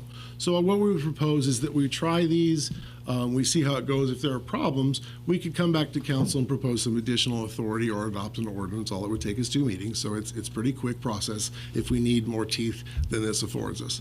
But we believe that there hasn't been a lot of problems with access, at least that's been reported to the city over the last few months. Hopefully with these use rules, it would be something compatible and we could use the property during the process. I will pass to the city attorney to talk about the open space ballot language. Good evening. When last we met on this particular subject, it was December of last year. One of the concerns we had, or at least we heard when we had the community meeting up in Springtown, was a public belief in the community that the city might somehow develop the golf course for residential purposes. The response from you as the council was to pursue and prepare an initiative to lock in the open space designation for the golf course properties as they existed in the general plan. What you see before you is a close-up of that particular figure, 3.3 in the general plan. The entire designation sheet is rather large and it's rather compressed, so for transparency purposes, staff prepared this close-up to show which properties were actually being locked in by this proposed initiative that's in your packet with you today. Two areas I do want to point out. There's some cross-hatching at the very bottom of that, one to the left of the toe and one to the right. The hatching to the left is designated open space in the general plan. However, that is the property owned by the Springtown Association. To be clear, those would still follow the normal process for a general plan amendment, would not be subject to this initiative, which, if adopted and approved by the voters, would require a vote of the people to amend that. Similarly, as Darren mentioned, in the lower right-hand corner is cross-hatching where the area is occupied by the Springtown Library. Again, it is not an incompatible use with the open space. However, for the sake of clarity and going through this master planning process, staff does intend to make that a separate parcel, and the draft language before you carves out and makes it clear that that is an exception. One other item that's to mention in the ballot language that is before you is to maintain the flexibility that the city has. This is a general plan. Those lines showing the designations for the OSP zone for open space, parks, trailways, recreation corridors, and protected areas is somewhat of a soft line. There are adjacent residential uses. The city has the flexibility to define where the specific line lies between those two uses. That is particularly important here as we go through the planning process to figure out how to address the rear yards of those residences that back up to the golf course. We would request that flexibility so we can address that through the normal processes to find a solution rather than having to take those either piecemeal or wholesale back to a vote of the people to correct. What we're asking for today is to see if we have the right touch. What you have before you is probably the lightest touch we can have in our general plan to preserve the open space designations. For example, there is an entire paragraph in the general plan for OSP. We only took one sentence out of that. One adjustment you could ask if you wanted to, we can take that entire paragraph, but we took out that language which we thought was most specific for this particular area. Now, at the end, we'll be asking for direction on that and a number of other items. If we can go to the next slide. One other item before you today is when to bring back the final ballot language for your consideration. Part and parcel of that is once you order this to an election, it triggers two dates. One date is for the primary argument, and tailing behind that is a rebuttal argument. What you see before you is a schedule depending on when you would bring that back, based upon the June 27th, July 11th, or the July 25th date. That is a pregnant question because it also assumes that you may want to have the primary argument. If you have that opportunity, that's when you would be required to present that to the city clerk as the elections official. In the past, the City Council in the last two initiatives in 2014 appointed a council subcommittee to prepare that particular ballot argument. You can do that again. You can create a subcommittee. You can designate an individual or two council members to sign off on that, or you can sign it as your entire council body. Those are options that are available to you. I did want to give you the range of dates because I believe Councilwoman Turner is out of the country in July. So if that were the case, my recommendation would be if you want to all sign this, you pursue the last date, July 25th, to allow yourself that flexibility. But in the interim, you could create a subcommittee to prepare that argument ahead of time and consider those concurrently on the 25th. Last slide. So what you have before you this evening are a series of actions. Two are final actions: to adopt a resolution authorizing Mark to negotiate and finalize an agreement with LARPD. Adopt a resolution, as Darren said earlier, to establish the interim use guidelines. Direct staff on three separate items: permanent closure, terminating the lease with the Springtown Association, that's for their property for the clubhouse, and 3, to create a separate parcel for the Springtown Library. And 4, provide any direction you see fit with regard to adjustments to the ballot language. provide insight. Do you want to have a primary argument? Do you want to appoint a council subcommittee? Do you all want to sign, or do you want to have the subcommittee? Last time in 2014, the subcommittee was the one that signed their arguments. And then the last one is, based upon that, what day would you like us to return with the final ballot language and the argument, if any? Staff is available for questions if you have any. Thank you. Questions for staff? I got one. Councilmember Warner? I'm just looking at the shape of the park, and I'm looking at the one guideline about the 60 dB at the property boundary, and then we also know that the property boundary is not very many feet from the back of somebody's house, actually. So I would suggest that be looked at, or that seems maybe given the shape of this thing and everything else, that noise level may be too loud. Staff would be happy to look at it. We lifted that one straight from an LARPD requirement. So no, I know, but I'm saying I'm requesting that you kind of look at it, or Well, I would support just striking that and commercial use. Passive open space to the rest of my peers, to me, doesn't mean any commercial use, any amplified music. Until we get the master plan, at least. I'm good with that. Insensitivity to the homeowners, I just can't envision us permitting something that would have amplified music or a profit-making commercial use on it. Certainly.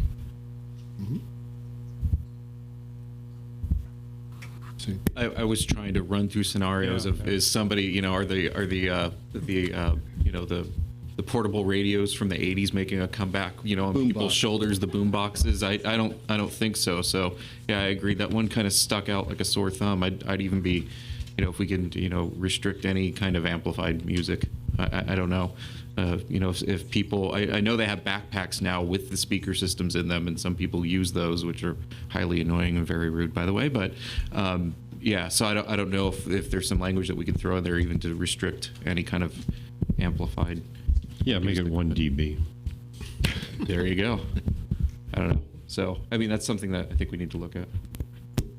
In response to that, if I may, if you wanted to change item 13 from amplified music cannot exceed 60 decibels to prohibiting amplified music, that could be an amending motion. That works. I think that'd be a good, yeah. Okay. Vice Mayor? Just a question, maybe it already exists. If not, given we received one email this afternoon on ongoing adjoining homeowner concerns.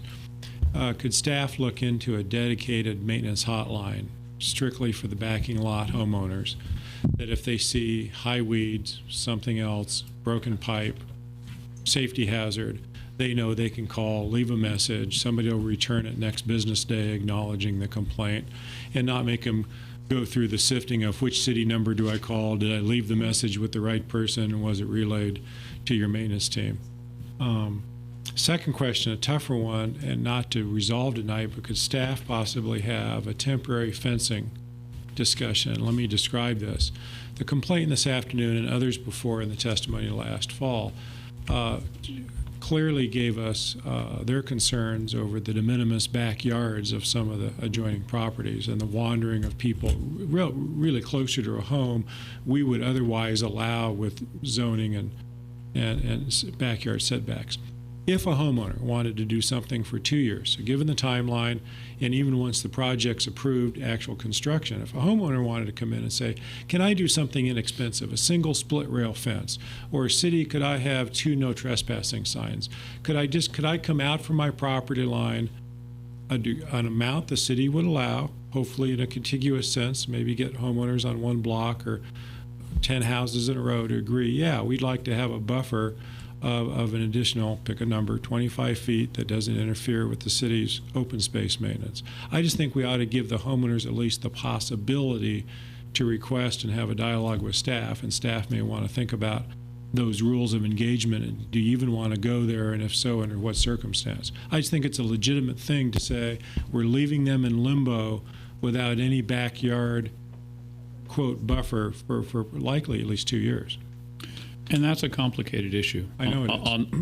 I don't make the request lightly. Right. And on the one hand, you have public property, and I think without some deliberation by this body about granting even a midterm license to public property, I think your staff would be a little uncomfortable with that. And The experience has been that once licenses are granted on public property, they're more easily granted than they are adjusted or rescinded.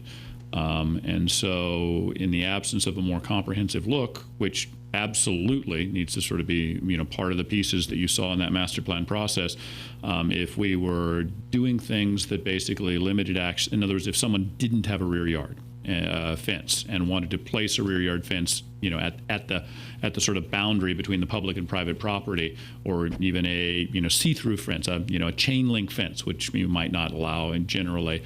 Those things, I think, are quite straightforward, and we would deal with those on a case-to-case basis.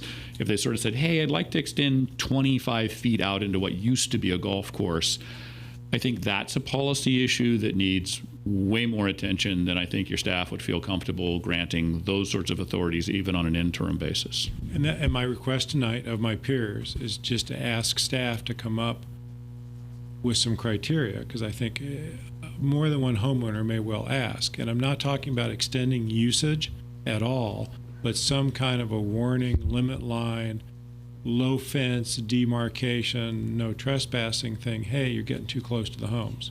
You've said it here, stay on or near the pathways.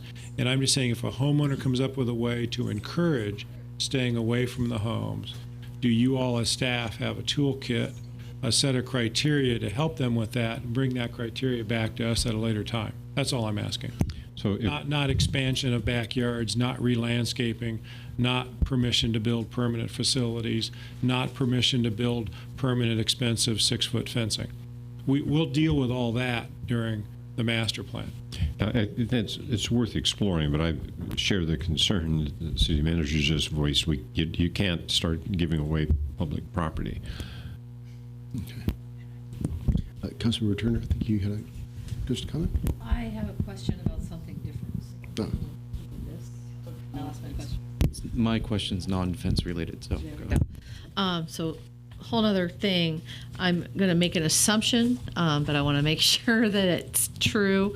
These are the LARPD standard rules and operations of a park. I recognize them. And I'm assuming we're going to have some excellent signage, but also since this is a new area, hopefully we'll also have some public outreach, whether it be flyers or something, so that these rules get spread throughout, so that people know the rules of operation really well within the community, and that there's some sort of, I mean obviously it's passive enforcement, like at the other parks that we have, but just to make sure that everybody clearly knows the rules of engagement, that would be great, and some excellent signage would be fantastic. Thank you. Very good. Councilmember Spadowski? I had a pond question. So as I've been driving by the golf course frequently, I've noticed the pond levels are dropping. Am I correct in remembering that the pond was reliant on the watering of the golf course? That's the water supply of the pond. Is that because of the grade? That's at the lowest part of the grade. How does that work? Yeah, basically the golf course irrigation system is what fed water to the pond. So it would have to be pumped from the impoundment all the way in the back up to the front. So once the golf course irrigation was turned off, there's no water for the pond naturally from the golf course irrigation. So what we've been doing is basically our water staff has been going out and supplementing water to the pond from basically the fire hydrant that's right out there.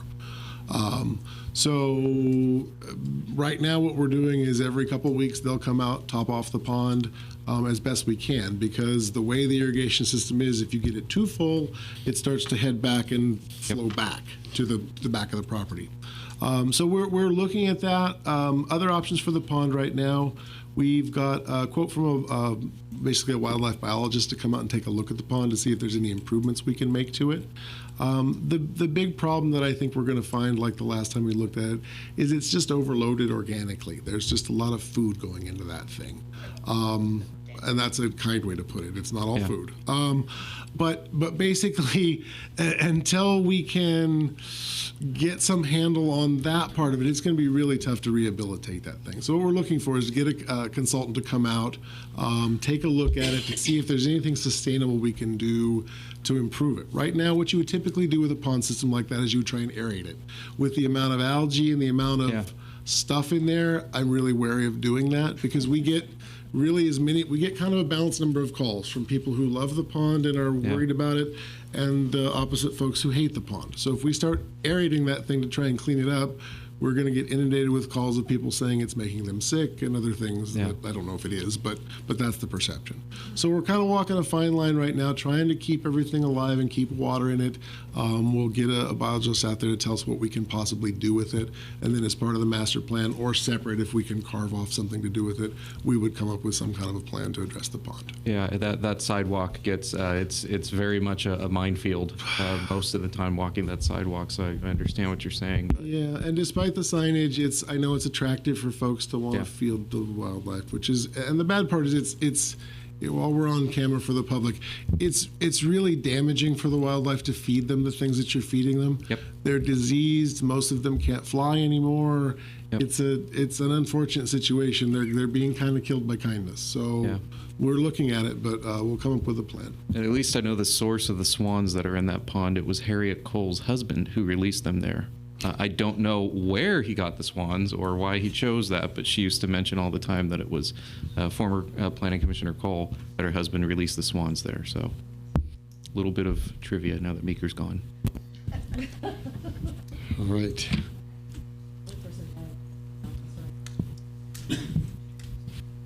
We can't convince the Queen of England that they're hers, can we? Like the Canada geese?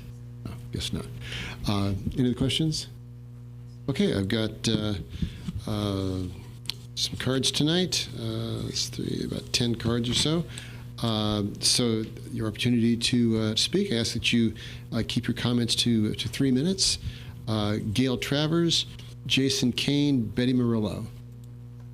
Gail Travers.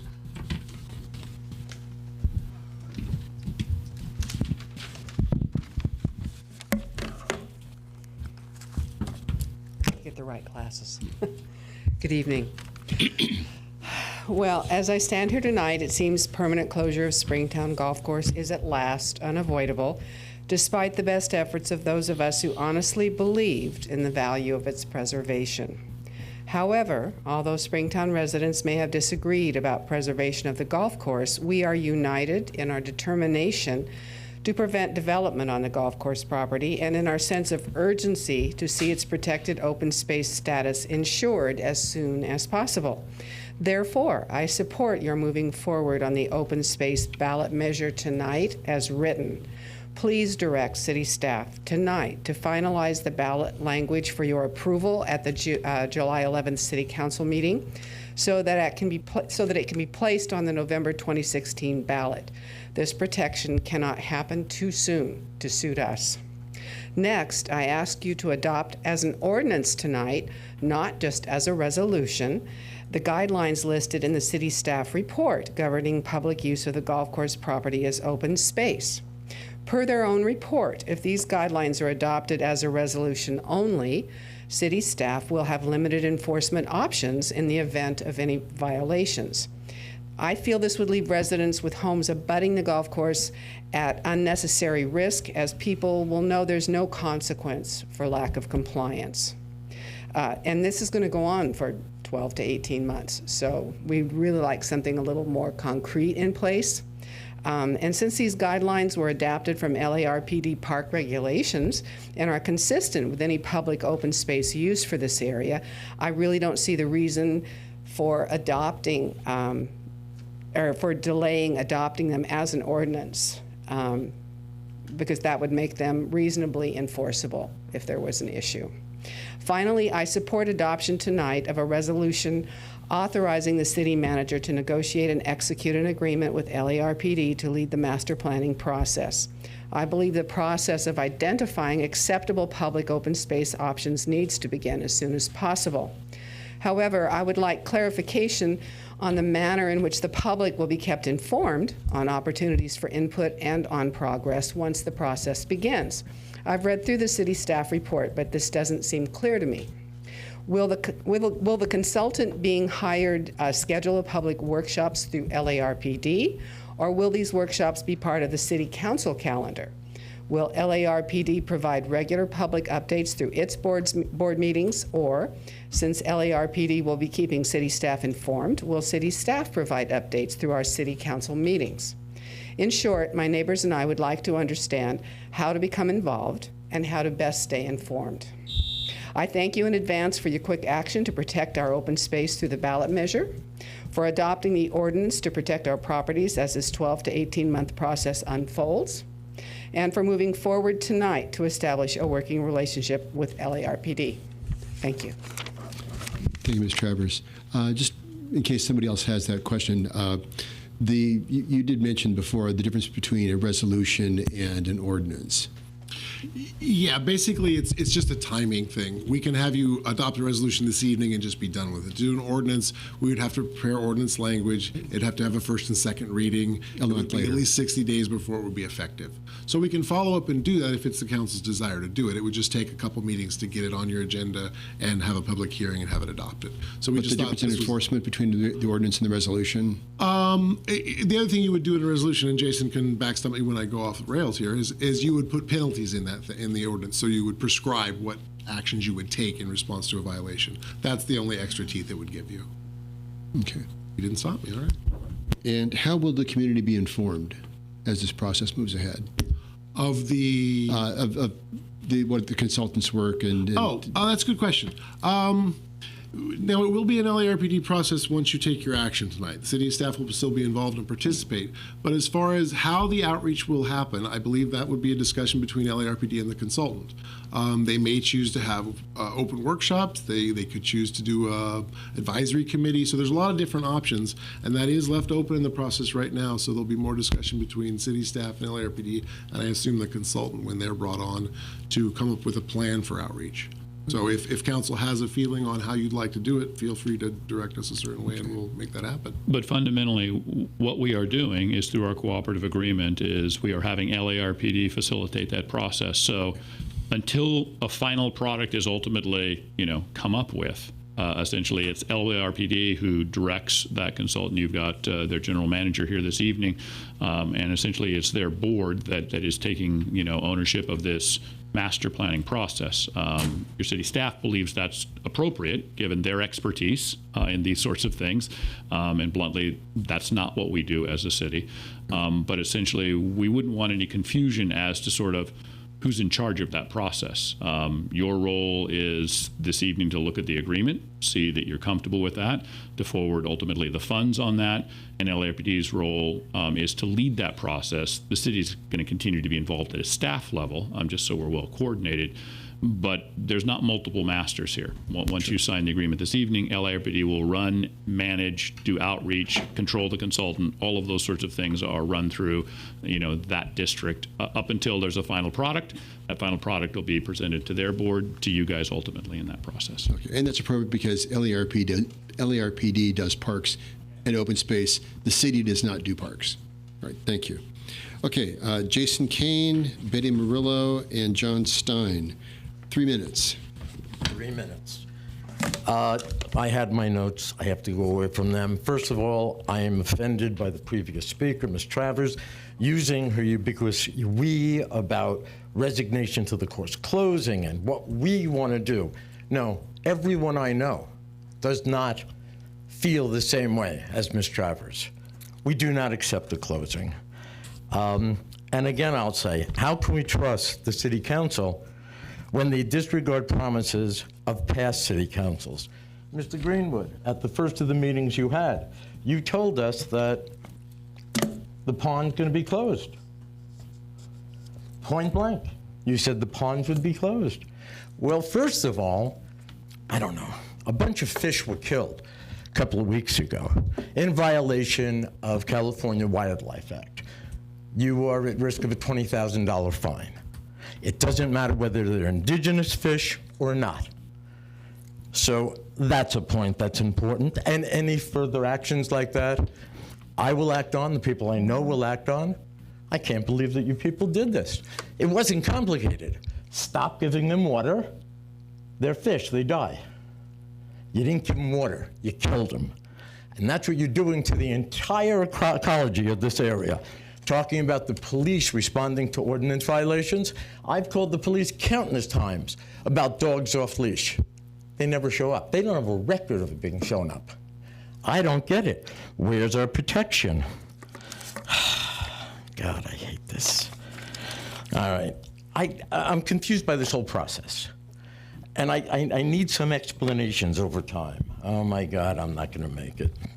I don't understand. There was a hugely expensive study done involving the entire city of Livermore to find out what they wanted done. The result of the 2000-2008 discussions, dialogues, and 6 figures worth of study said that the entire people, not North Livermore, not Springtown, the entire city, because you canvassed the city, the entire city wanted it to be a golf course. You didn't believe them. They weren't nice people. They were the residents of this city. And resoundingly, they said, we want it to remain a golf course. I don't know why this became an issue again, except for the fact that you guys put out contracts that were impossible to be met by any company. The only company you had respond to it was a company with no experience managing golf courses, none whatsoever. And then when they were gone, you put out the same contract. I don't know. They say that insanity is trying to do something over and over again and trying to get a different result. I think this whole issue, this whole situation is untenable. I don't think the city has acted in a forthright and honest manner.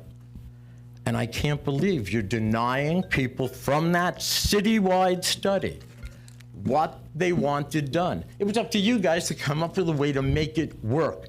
Mr. Not Kane, put out. thank you. Yes, you're welcome. Thank you for your time. Betty Murillo, John Stein, Stacy Swanson. My concern is for the 260 residents that we have that have homes right on the golf course. There's 260 homes, and a lot of them only have 6-foot or 8-foot backyards. And many of them have to deal with the dogs that are off the leashes. That's part of the big problem. And because you never know how dogs off leash are going to react. Many of the owners of the dogs don't even have, they don't have control over their dogs. You know, they say they do. Oh yeah, we've got control over our dogs. And they try to call them and the dogs won't come. When the dogs don't come, they don't have control over their dogs because nobody does that, you know. But anyway, we want to make a strong plea for an ordinance, simply because I think you're going to see more of that, and it's going to be more of that happening. And it's happened over where I'm at. I'm off the 5th and 6th hole, and it's a big, huge area. We're right off of the creek area over there. So we do get a lot of dogs over in that area, and they are off the leash, many of them. And the owners just don't care. You know, and you can yell at them, and they just don't care. That's one issue that I wanted to bring up. I do not promote any residential development over there. That's why I'm jumping on the open space, simply because I want it to maintain as open space at this point. I don't see residential development. I'm not for residential development anywhere in Livermore. You know, I'm one of those that I would rather see the population be a slow growth kind of thing, and that's always one of the things that I've always promoted. I'm looking forward to hopefully being invited at one point or another to share what we may or may not want as far as open space. As far as inviting a lot of people over there, I can see, you know, maybe people walking the pathways and having it open to open space. But when you start inviting other people, you know, how are you going to take care of the parking and, you know, all those kinds of things? And if you have buildings, where are you going to put them? Those are some of my concerns, and I want to make sure that North Livermore is encompassing that whole area. It's not just the, you know, the 20 or 30 people that belong with the Alliance group or even with the homeowners group. We have 506 members in our Springtown Homeowners Association, and but there are many other people that are concerned about this issue too. So I'm hoping that you will understand that we have grave concerns, and it's because our backyards do abut this open space. Thank you very much. Thank you, Ms. Murillo. John Stein, Stacy Swanson, Tim Tukalski. John Stein, 1334 Cathy Court. I think one of the major issues that has to be addressed by this study is the institutional management of who's going to actually manage this property as open space. It may be that LARPD doesn't want the hot potato or can't afford it, but that needs to be decided. It's, as you can see, it's a contentious area with a pond backing up onto other people's property, abutting the creek, and it's a difficult project to administer. So at some point, that should be part of the study, is identifying somebody who's going to manage it. Also, I think if possible, while the overall designation is open space, perhaps a slightly larger parcel for future library. I mean, right now, the library building is, I believe, something over 30 years old. It started out as a grocery store and then was moved over and became a library and then was moved again to its current location. You've got the pond, which is, I guess the proper description is attractive nuisance. I like the ducks. My grandchildren like the ducks, but I can see where the neighbors may not like the ducks and the geese and the swans. And finally, back in 2004, there was talk of the need for a third high school. And if the school district is involved, it might be worthwhile looking at the very northern parcel, which might be large enough for a small magnet high school for the northeastern portion of the city. If you remember, Pardee Homes promised a site for a high school, 20 acres or something. And this is not quite that big, but for a small magnet high school, it might be adequate. Again, I'm not sure whether that would be considered open space, though. Thank you. Thank you, Mr. Stein. Stacy Swanson, Tim Tukalski, Connie Copps.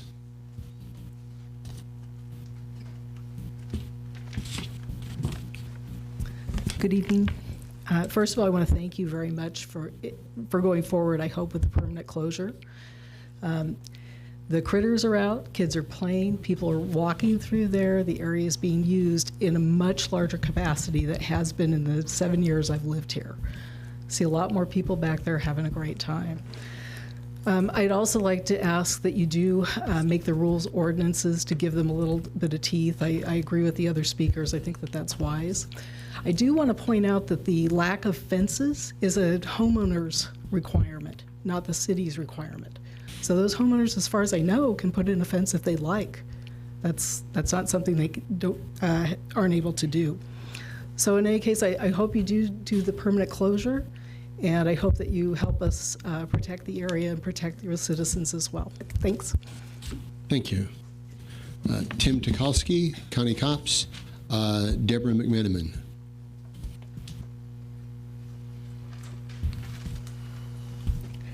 Good evening. Tim Tukalski. I'm a resident of Livermore. My son actually owns a home that is backs up to the golf course. He purchased that about 2 years ago. I guess my biggest concern, a couple of concerns, I'm going to ask more questions than I probably have statements, but I was curious as to why we need an ordinance to reaffirm and readopt the open space designation. That kind of tells me that maybe that position is tenuous and maybe subject to debate. And what happens if that gets denied by the voters? So I was curious about that. Secondly, it looks like we're picking a consultant before we even know that we can reaffirm the open space. So I noticed that the consultant is being hired at least 2 or 3 months before the ballot initiative, so I was curious about the timing on that. I was also shocked at the consultant fee. I'm a consultant for a living. I wish I could get a $250,000 fee for something like that, but I was just curious as to what is involved in that and why that's so costly. But thirdly, I would say that the biggest concern I have is this whole planning process is going to take about 2 years. And the residents are going to be hugely inconvenienced by this. I appreciated Stuart's comments on privacy issues, and was curious as to why a resolution couldn't be passed, or an ordinance for that matter, that just simply says no trespassing for 2 years. Why are we talking about all these rules to open it up to the general public when we're going to have a 2-year process at least? Again, I understand that's probably not enforceable, but you know, you're really opening it up to all kinds of problems by adopting a resolution that say, here's the things you can't do. How about the things you just can't trespass? You know, it's part of a general plan. We're considering this for open space, but right now, stay off. Now, I mean, the residents may want to wander out there and walk their dogs or whatever, but that could be self-policed among the neighborhood. And certainly, if there was a patrol and you have proof of residence, you can say, yeah, I live right over there, you know, here's my driver's license. So, and then the other thing I was concerned about is the maintenance during that 2-year period. I don't see anything in the plan that talks about a specific maintenance plan. I just had to take my grandpuppy to the vet because she had a foxtail up her nose, you know. And, you know, my son has reports of rodents running rampant in his backyard and that type of thing. So the lack of maintenance is a real problem and a concern. And I appreciate Councilman Gary's comments on a hotline, but more importantly, how about a plan for maintenance in the future? Thank you very much. Thank you, Mr. Tukalski. Connie Copps, Deborah McMenamin, and Jeff Tukalski. The reason I wasn't writing my last name on these cards is because this is a contentious issue, so if you wouldn't mind Connie for now on for a while, I'd appreciate it. Adopt a resolution for an agreement with LARPD? Not yet, you guys. We need to bring this back. We need to bring the boundaries and some things back. I think it's a conflict of interest right now. We've got to throw $250,000 at this right now for a consultant. We've thrown too many consultants at this issue with Springtown. It's time to get us on the general plan. It's time to look at the specific plan for Springtown. This is a problem, yes, but right, and I think the world of LARPD, but if you bring the LARPD and the school district into it, we have a lot of homeowners in our homeowners association that receive public pension or will receive a public pension. So either way, they're going to win. A lot of people depend on the value of their property going on for their retirement. Not all of us get a public pension. I'm not saying anything bad, that they shouldn't be part of the process, but it's premature. Adopt a resolution establishing use for guidelines. I'm with this guy who just spoke. No trespassing until we figure this out. 3, direct staff to implement a permanent closure of the golf course. I understand why you want to do that, but not yet. We need to sit and look at the general and specific plan and possibly get the Attorney General involved in these discrepancies. I know that the golf course is difficult because there's homes on the golf course, but when we talk about the golf course, what do we mean? For over a year now, I've asked for the legal descriptions to match the maps. And I don't mean the APN numbers. I mean the legal descriptions to the deeds of the property. There are separate transactions when you acquire that golf course, possibly as many as 3, and 2 that were recorded within a month of each other. So there may be confusion as to what the golf course property is. I want that figured out. Terminate the lease with the Springtown Association. Where I have a big problem with this, is you're walking out on this lease. There's not a whole lot of useful life left, you know, with our buildings, and it's like you're just going to walk away from this and leave us high and dry. I don't like that.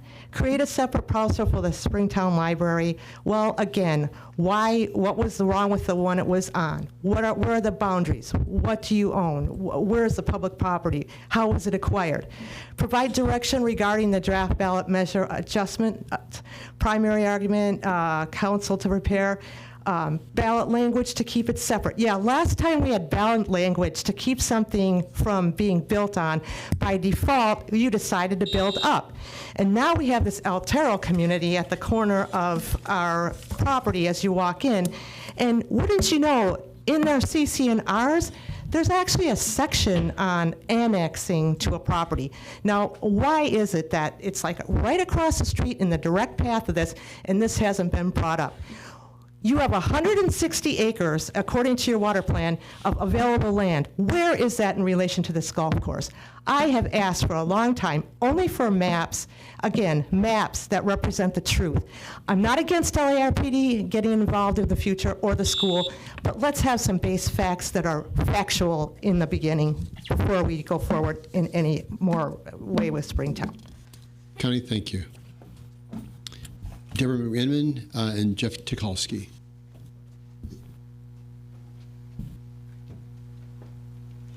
Good evening. My name is Deborah McMenamin. I'm a resident of North Livermore. I'd like to request that the city ensure the property, which was formerly the Springtown Golf Course, is not neglected before or during the master process or planning process. I would strongly encourage the council to consider the expansion of the Springtown branch library as part of the master planning process. The current site is a third of the size it should be for the surrounding community. Our children need more resources closer to home. Dogs off leash are not an issue restricted to the Springtown or former Springtown Golf Course area. It's an issue at all the parks throughout town. And I would like to request that the land remain accessible to the public. It is public land. Thank you. Thank you, Mr. McMenamin. Jeff Tucholsky.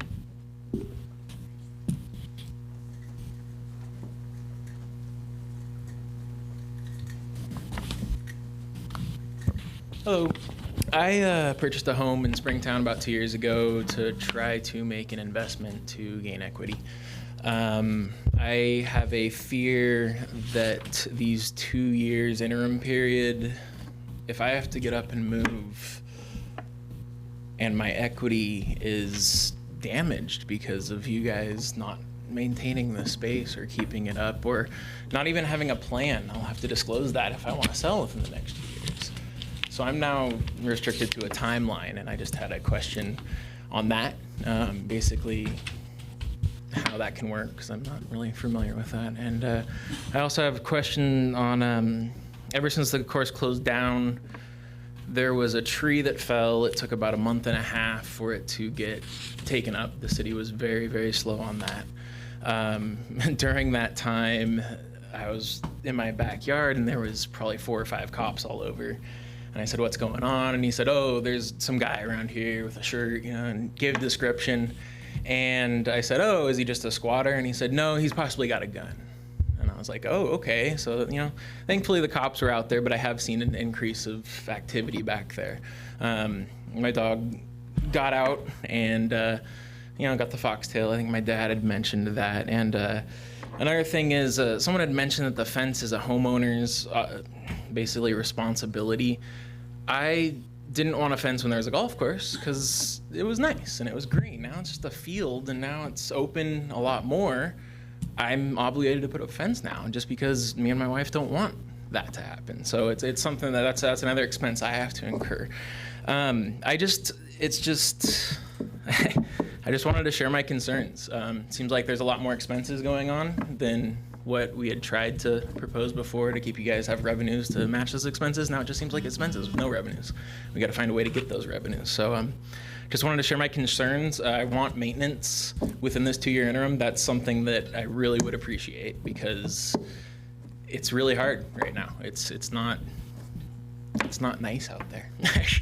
And if it's open, animals, the rats, a lot of stuff. My neighbor is even putting traps out. We've had to buy a couple traps and put them out, and it's just we've had to incur a couple more expenses than we normally would have when the golf course was not closed. So I just appreciate to be heard.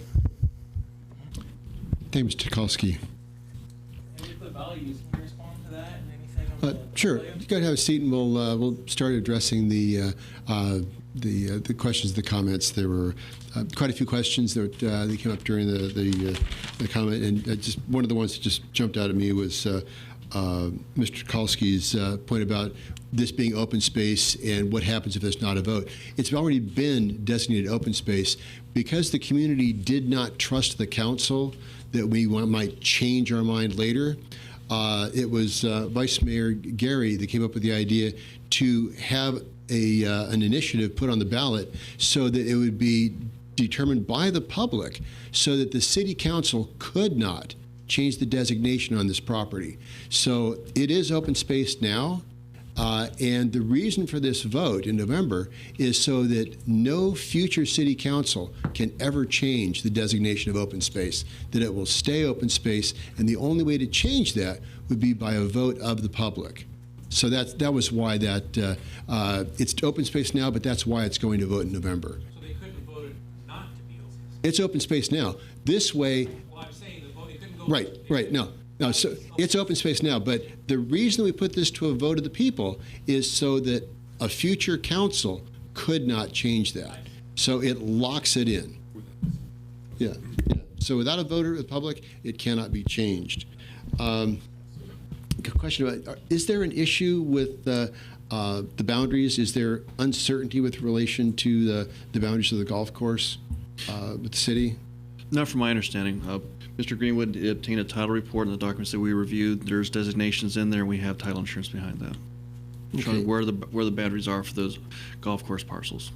So I have a question. Okay. I'm sorry. The one thing I want to clarify, it was mentioned earlier that it's a homeowners association rule, not a city rule about the fence. Is that correct? Yeah, as far as I know, there's no city restriction on having a fence. But the HOA has restrictions.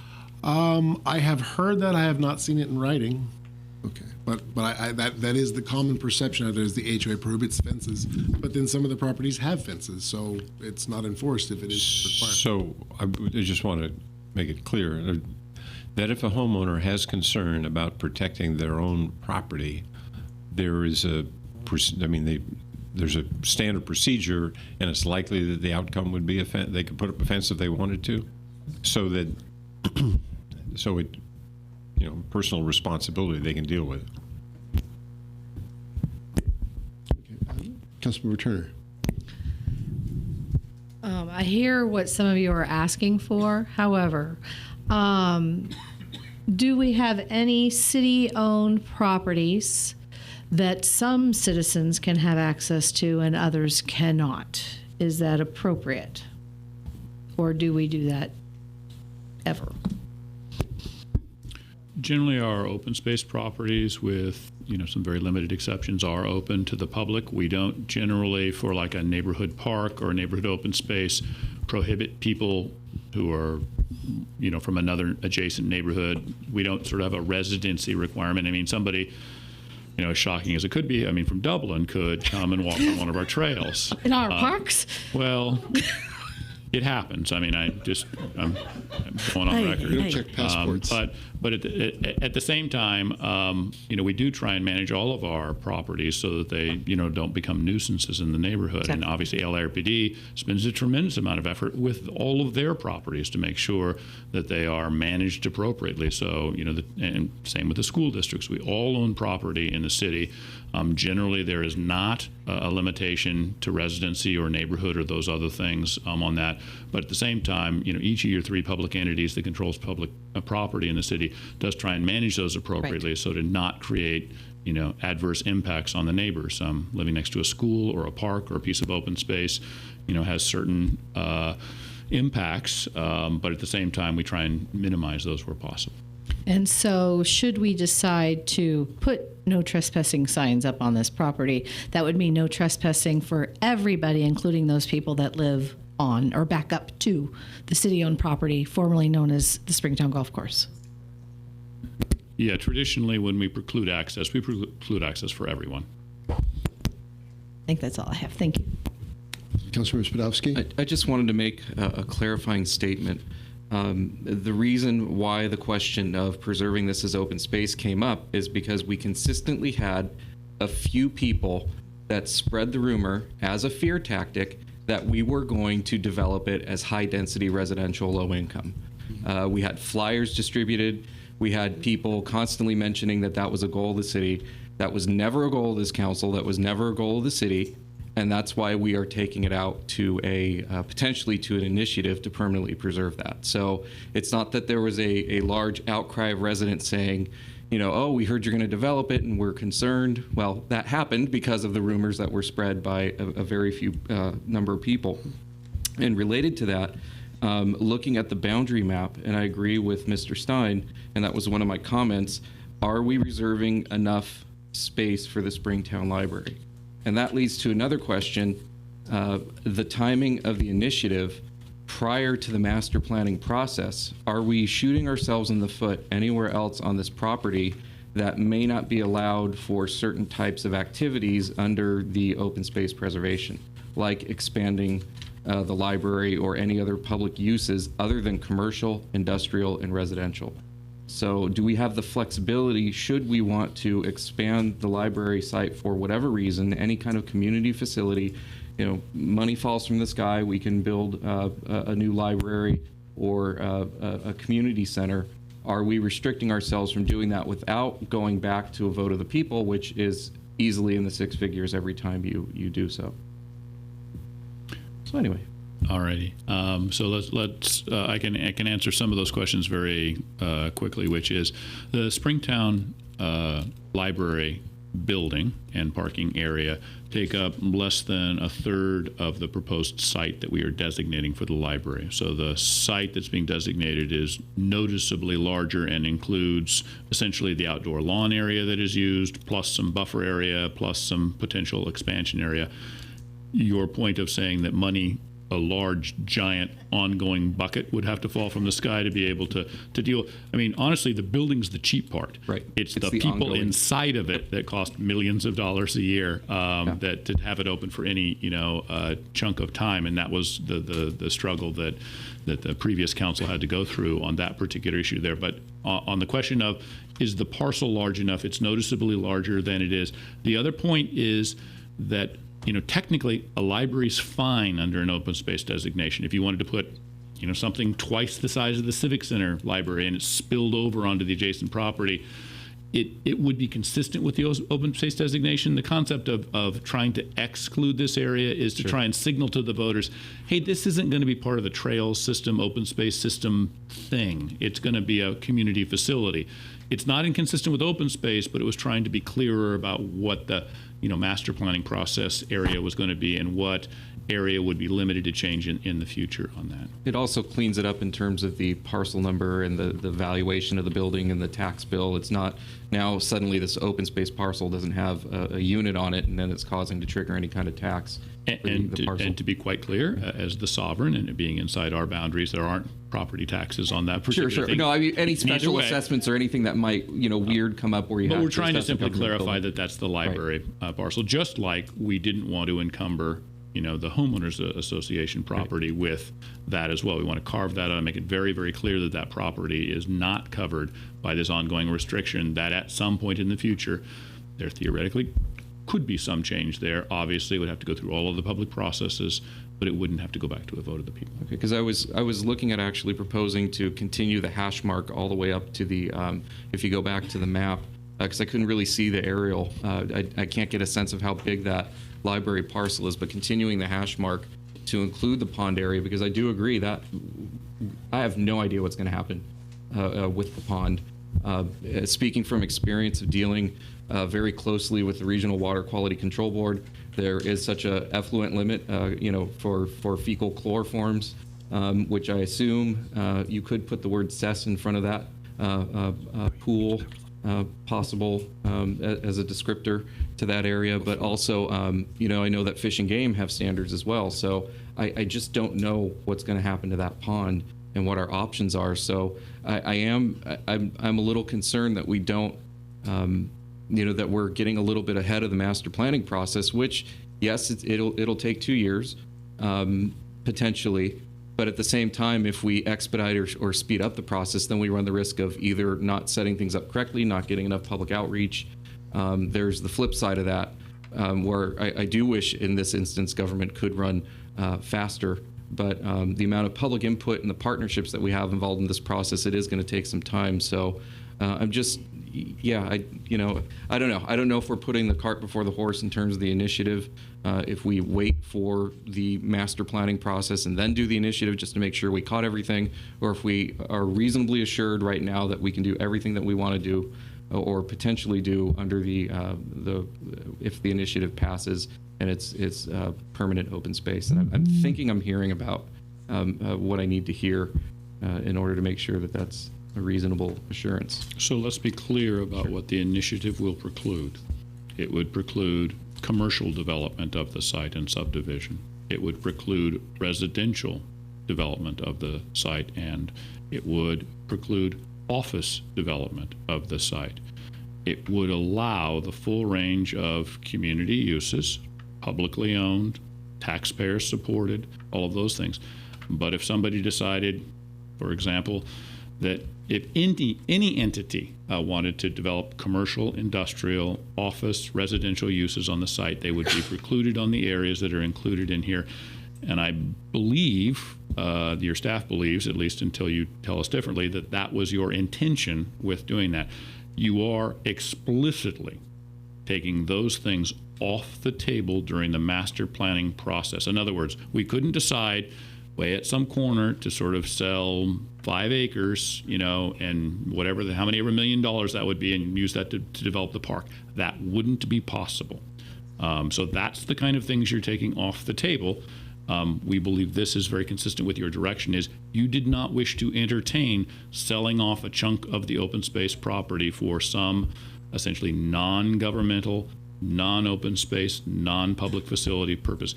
If that is still, the majority of the council's intention, then it's time to move forward. If, however, you're saying, well, gosh, there could be a really cool idea we could do that might involve some development. I mean, you saw even the Homeowners Association come up with one version that included some development. And so it's not unthinkable that a planning process could come up with that. But that's a very different process than what we've laid out. This is an open space process and is locking in your open space before you even start. If there's a question about that, then we do have the cart in the wrong place. Okay, no, and that right there was a definition, a clear example of just a very clear and concise answer, and it sums it up perfectly. So thank you. Yeah, I think that this is where we want to go. I think we should take this action. And if you look at what's going on in neighboring communities of the golf courses being sold and some very bad actors buying them and then trying to force into the development, I think this whole thing is about making sure that this land is preserved as is, basically. Yeah, Vice Mayor Gary. Yeah, I think we're in agreement once again on this, to put a capstone on it. This council has studied the issue. This council had the large community meeting up in North Livermore. This council wants to permanently protect the open space and not continue to rely on just council member pledges, but to involve the community in making a permanent open space commitment. So I think it's time we move ahead with the open space commitment. I also support beginning the master plan process now, not waiting for the open space lock-in, to minimize the time on the homeowners in reconfiguring and coming up with agreement. We need to move on. We've closed the golf course. It's time to go through the grief cycle and have the community conversation over what to do with the land as open space. Point number 3 is, we've talked about maintenance. We know we're going to spend some money on maintenance. I'd like to, maybe a second motion, have staff come back to us with a fuller-fledged maintenance update, perhaps what you'll do quarterly, seasonally, and let us kind of be involved in that. I think the 4th reason to allow public space now, besides the obvious that we don't set up private but public open spaces, if it's open, it's open, but I think it's a learning curve. I think those of you that are using it can give the planning team feedback on what's working and not working. If we fence it off, say it's private property, there's going to be no access, I think we're constraining some of the early users from having an opinion on how to use the open acreage. I think the path we're headed on that we've started months ago is still the correct path. Yeah. Councilmember Turner? All right, I'm ready to make a motion. I move that we implement the permanent closure of the Springtown Golf Course, that we terminate the lease with the Springtown Association, and that we create a separate parcel for the Springtown Library. I further move that we adopt a resolution for an agreement with LARPD for the purposes of master planning for the open space, and adopt a resolution establishing the interim use guidelines for this property that would be the same as the LARPD standard park rules, with the exception of the amplification of music, to not allow amplification of music at all. And no commercial. Huh? And no commercial use either. Right? Yeah. And I'm going to stop there and then allow the rest in a second. Just add, there was some concern by the community that it was going to be only a resolution, and that perhaps that could be followed up with an ordinance just to provide some teeth. Mr. City Attorney, is that something that would be difficult to do, or is that it just takes time? It would take 30 days, and then for the first reading, so a second reading. Correct. You had our first and second reading. If that's the pleasure of the council, I request you take a separate action and give direction to staff to return with something for your consideration. That way we can vet who's going to be enforcing that as far as the city office and department, and give you some recommendations. Okay, it sounds like you provide additional comfort to the community. Yes. Can I take that as an amending motion that we further move this into an ordinance, or do you just want it incorporate separate? it into the main motion? Do you want an ordinance, or do you want us to bring back something for your consideration? I want to do a resolution today, Correct. and I want an ordinance brought back in the future that does all the same exact things. You can do that as an amending motion, yes. Okay. That is what my intent was initially. Okay, so was that considered an amending motion, or? She's the maker of the motion, so she just incorporated that. Oh, she's incorporated. Okay, so we don't need a separate vote on that. Correct. Any further? We got just one question on that. Councilmember Warner. Was I missing all the stuff you said about the amplified music? You said you're going to. We got rid of the amplification to 60 decibels and just said no amplification of music on this. And the no commercial use, right? Yeah, that was added. So I'll second that. For the question? No, with those add-ons by the maker, I'm fine with the motion. Thank you. Okay, it's moved and seconded. Is there discussion on the motion? All in favor? Aye. Any opposed? Passed unanimously. Thank you very much for your comments. Could I ask the question, do we need a motion, or is there just at least support on this issue to have the maintenance plan brought back, maybe when they come back with the ordinance? Do you need, what kind of form, if I had support up here, do we want a motion on that? Is that the pleasure of the council to return with an essentially maintenance plan update? Okay, nodding heads. All right, we look good on that Sufficient. particular item there.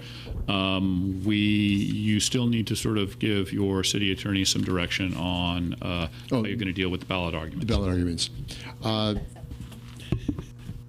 Is the pleasure of the council to allow the city attorney to develop the language? Or would you like to set up a subcommittee to do that? With regard to the ballot argument itself, that's a council prerogative. If you want to entertain a primary argument, you as a council can do that yourself, or you can create a subcommittee to prepare that and bring it back to you. If you don't take on that role, the election code speaks to that. And the next person in line could show up, anyone from the community could show up and make a primary argument in favor of it. The hierarchy is someone who's a supporter or proponent for the measure would be first. After that, it's any voter. Okay, would somebody wish to volunteer to be on a subcommittee for that? I'll do that. Councilmember Spadowski? Vice Mayor Gary. Okay, we got us a subcommittee. And could we do that action the last meeting in July so Councilmember Turner is here? I think I heard that from staff before. I won't be here for the meeting, but I'd be here for the subsequent meeting when we sign.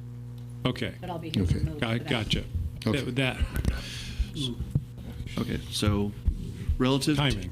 So for the timing, the recommendation would be that you did this return with the ballot measure at the last meeting in July. What that would do is following. You don't need to sign off on the measure itself. That would go forward after you adopt your resolution.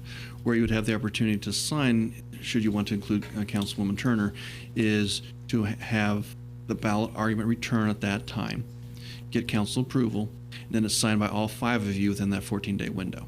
And that, I believe, Ms. Turner, you'll be back within that 14-day window. Yes, so I'll give you that opportunity based upon the schedule I presented. So, when do they need to submit a first draft of this, or does it come back fully baked? It's whatever your pleasure is. You can have the subcommittee bring it back on that at that last date. If you want to have an earlier peak to give direction, we can come back at an earlier date, depending on the subcommittee's availability. Okay, I just think a couple of weeks, then bring back a first draft at July the next 11th? meeting. Okay. July 11th or July 27th? Let's go July 11th. July 11th, very good. Okay, so July 11th, you'll have the first draft? Okay. And then it'll be signed on the 27th. We'll bring it back on the 27th. That'll be your action to actually place it on the ballot, and then the next step will be your primary argument, which will occur 14 days later. Okay, very good. Correct. The actual signature if you approve the ballot primary argument on the 27th meeting, that language would just go forward. That action would take place to implement that. You would sign that after the fact, but you would not need a second meeting to actually sign it. Once you approved it, you can go ahead and sign it. Okay. All right, very good. Further direction, or you got what you need? Okay. Thank you. We have what we need. Terrific. Thank you very much. There's been a long effort on that one. Okay, on to matters initiated. Oh, we don't have any, oh, no, we don't, never mind. Okay, so matters initiated and council reports. Councilor Spadowski. Sure. On the 25th of May, I attended the Tri-Valley City Council's meeting where we discussed economic strategies in the Tri-Valley. It was a pretty good Q&A, and I like that format. That was really cool, just going around the tables with the microphone. On the 26th, I attended the annual Livermorium celebration at Mill Square Park. On the 1st, and I'm sure the mayor will have more details, on the 1st of June, I attended the East Bay Community Choice Energy meeting where we further discussed the feasibility study and the JPA agreement. Nothing major to report there. Everything's going along as planned. And then on the 6th of this month at the LAVTA board meeting, we approved the operations analysis changes. So we have officially we have a new transit system, new routes, and the major item to include in that one, or to mention, is we have 2 pilot projects that will be occurring in the city of Dublin. Dublin lost some very unproductive transit service. One of the pilot projects will be utilizing what they call the transportation network carriers, taxis, Uber, and Lyft, where LAVTA will be providing a discount, a coupon, for multiple riders using either a taxi, Uber, or Lyft within certain zones in Dublin. So that's really exciting. I think we're one of the first transit agencies to provide that. And then another one is a autonomous vehicle pilot program. So we'll be applying for a grant to, in those same zones in Dublin, operate potentially autonomous vehicles. So it's in conjunction with 2 CTA in Contra Costa County. They have a pilot project. They'll be testing it at the Concord Naval Weapons Station. And then they're also testing vehicles shortly in Bishop Ranch. Now, they're not going to be 55 miles an hour, down the middle of the road. This is not how Skynet is starting. It'll be potentially 20 miles an hour in the bike lane, very small vehicles, and it'll be in the same zones in Dublin. So Dublin is kind of our test area for some of these services. One of the interesting aspects is we're retaining one of the unproductive routes in Dublin to see the performance of an unproductive route versus these alternate services. So that's very exciting. I also wanted to mention that I was elected as chair of the board for LAVTA, and I'm only bringing that up because I have some people to thank. I wanted to thank Councilmember Turner for the nomination and Councilmember Warner for ceding his seat and the mayor for the appointment. It's special because I started out as an intern and now I'm the chair of the board of directors. And now you're in charge. Now the flaming sword of vengeance will come out. No. First meeting, it won't be a gavel. It'll just be, all the things that I wanted to do as an intern that they wouldn't let me do. That's I'm joking. The last item that I wanted to bring up, a little bit more on a serious note, is a recent independent article regarding the BART bond measure and a statement from one of the BART board of directors, Director McPartland, stating that a failure to pass the bond would make it harder for Livermore to get full BART out to Livermore. I think that is a completely separate issue. I think we have paid into the system for many years, and I don't know the proper words to describe it, but I don't think it's appropriate for people to be asking for additional funding for a system that may not have been managed to its fullest extent, and they have their handouts to a community that have been paying into it for many, many years, and we're looking to expand the system out along 580. And I won't get into the history or any of the arguments, but I think the two issues are extremely separate from each other and shouldn't be married. And I was just a little disturbed to read that comment in the paper. And I know the mayor and I have been, the mayor in particular has been working on this longer than anybody else up here, but we're working with the Altamont Regional Rail Working Group to try and find solutions to get BART out to Livermore, and we don't need any additional roadblocks. So with that. All right, very good. Thank you. Councilmember Turner? Okay, just a couple things to report. On May 25th, I attended the Stop Waste monthly meeting where we also had the Community Recycling Awards and met with a business leader who has a company of 400 employees, and they have one dumpster of trash per month. And they're working on getting rid of that as well. And the extent that these companies are going through to limit waste is just phenomenal. So I challenge Livermore businesses. I want to see somebody there next year.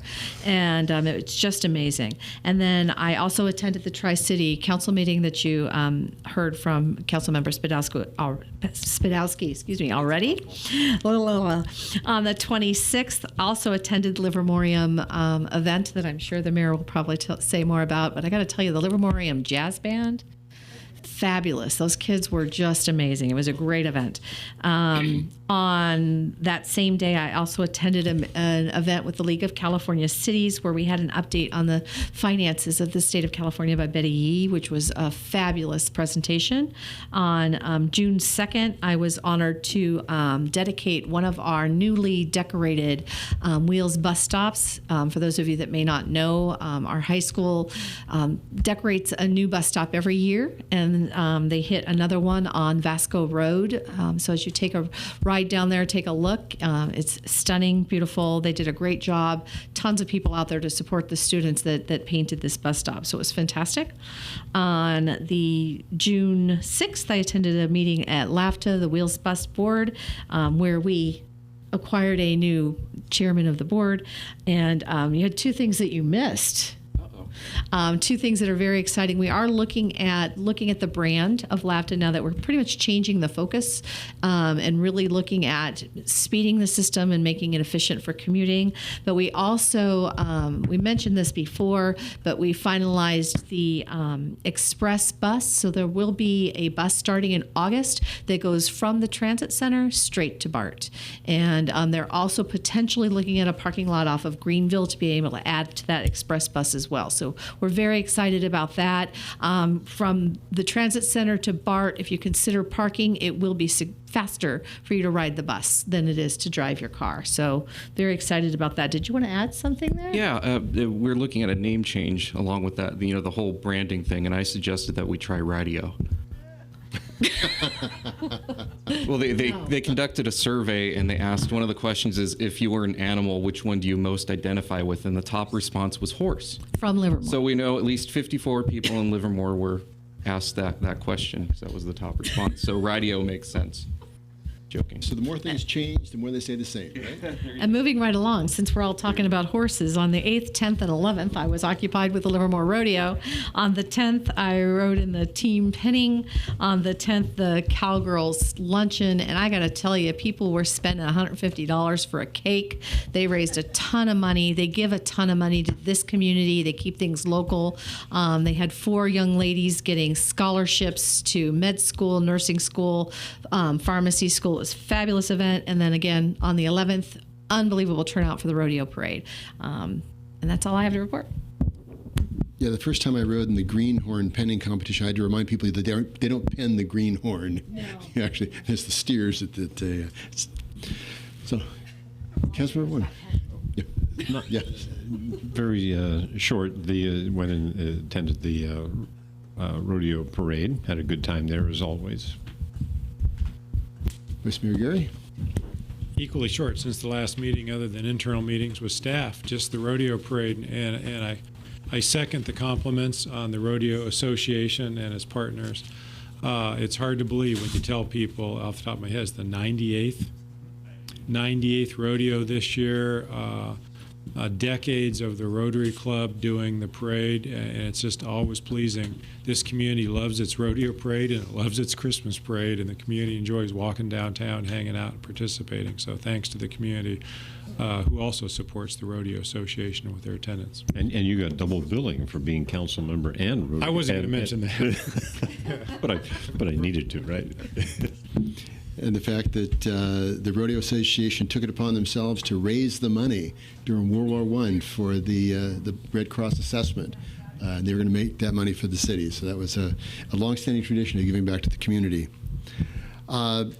May 24th, I was at the Key to the City graduation. The Key to the City is a great program where it gives people a window into all the different departments of the community. We've got the Citizens Police Academy, which of course focuses just on that department. But the Key to the City gives a more global perspective of the whole city. It's a great program.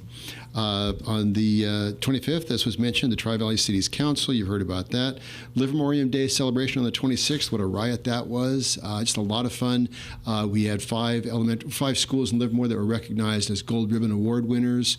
Had Lawrence Livermore Laboratory was there. We're recognizing some of our young scholars. Truly a great program. On June 1st, I attended the graduation for Circle for Change. And this is a very cool organization that provides circles of support around families so that they can achieve economic self-sufficiency. Again, on the 2nd of June, the Laugh to Bus Shelter Art unveiling. Your Ticket to Paradise was the theme for that. The 8th of June was the Alameda County Mayor's Conference, where we got an update on the activities of the San Francisco Bay Area Planning and Urban Research Association, which promotes good planning and good government through research, education, and advocacy. On the 9th was the East Bay Economic Development Alliance Future Planning and Strategy session. Really interesting discussion with some futurists that are looking to figure out just what's happening and looking into their crystal ball.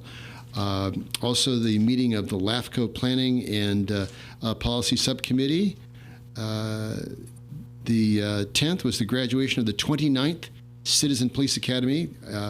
Volunteers were also out staffing the rodeo parade, which we already talked about as well. We had the screening of A League of Their Own in anticipation of the Little League World Series here in Livermore. That's going to be coming up in August. Today was the ACTC I-580 Express Lane. Over 570,000 trips were made in April on that. And it's brought in about $2 million in revenue for to be used locally.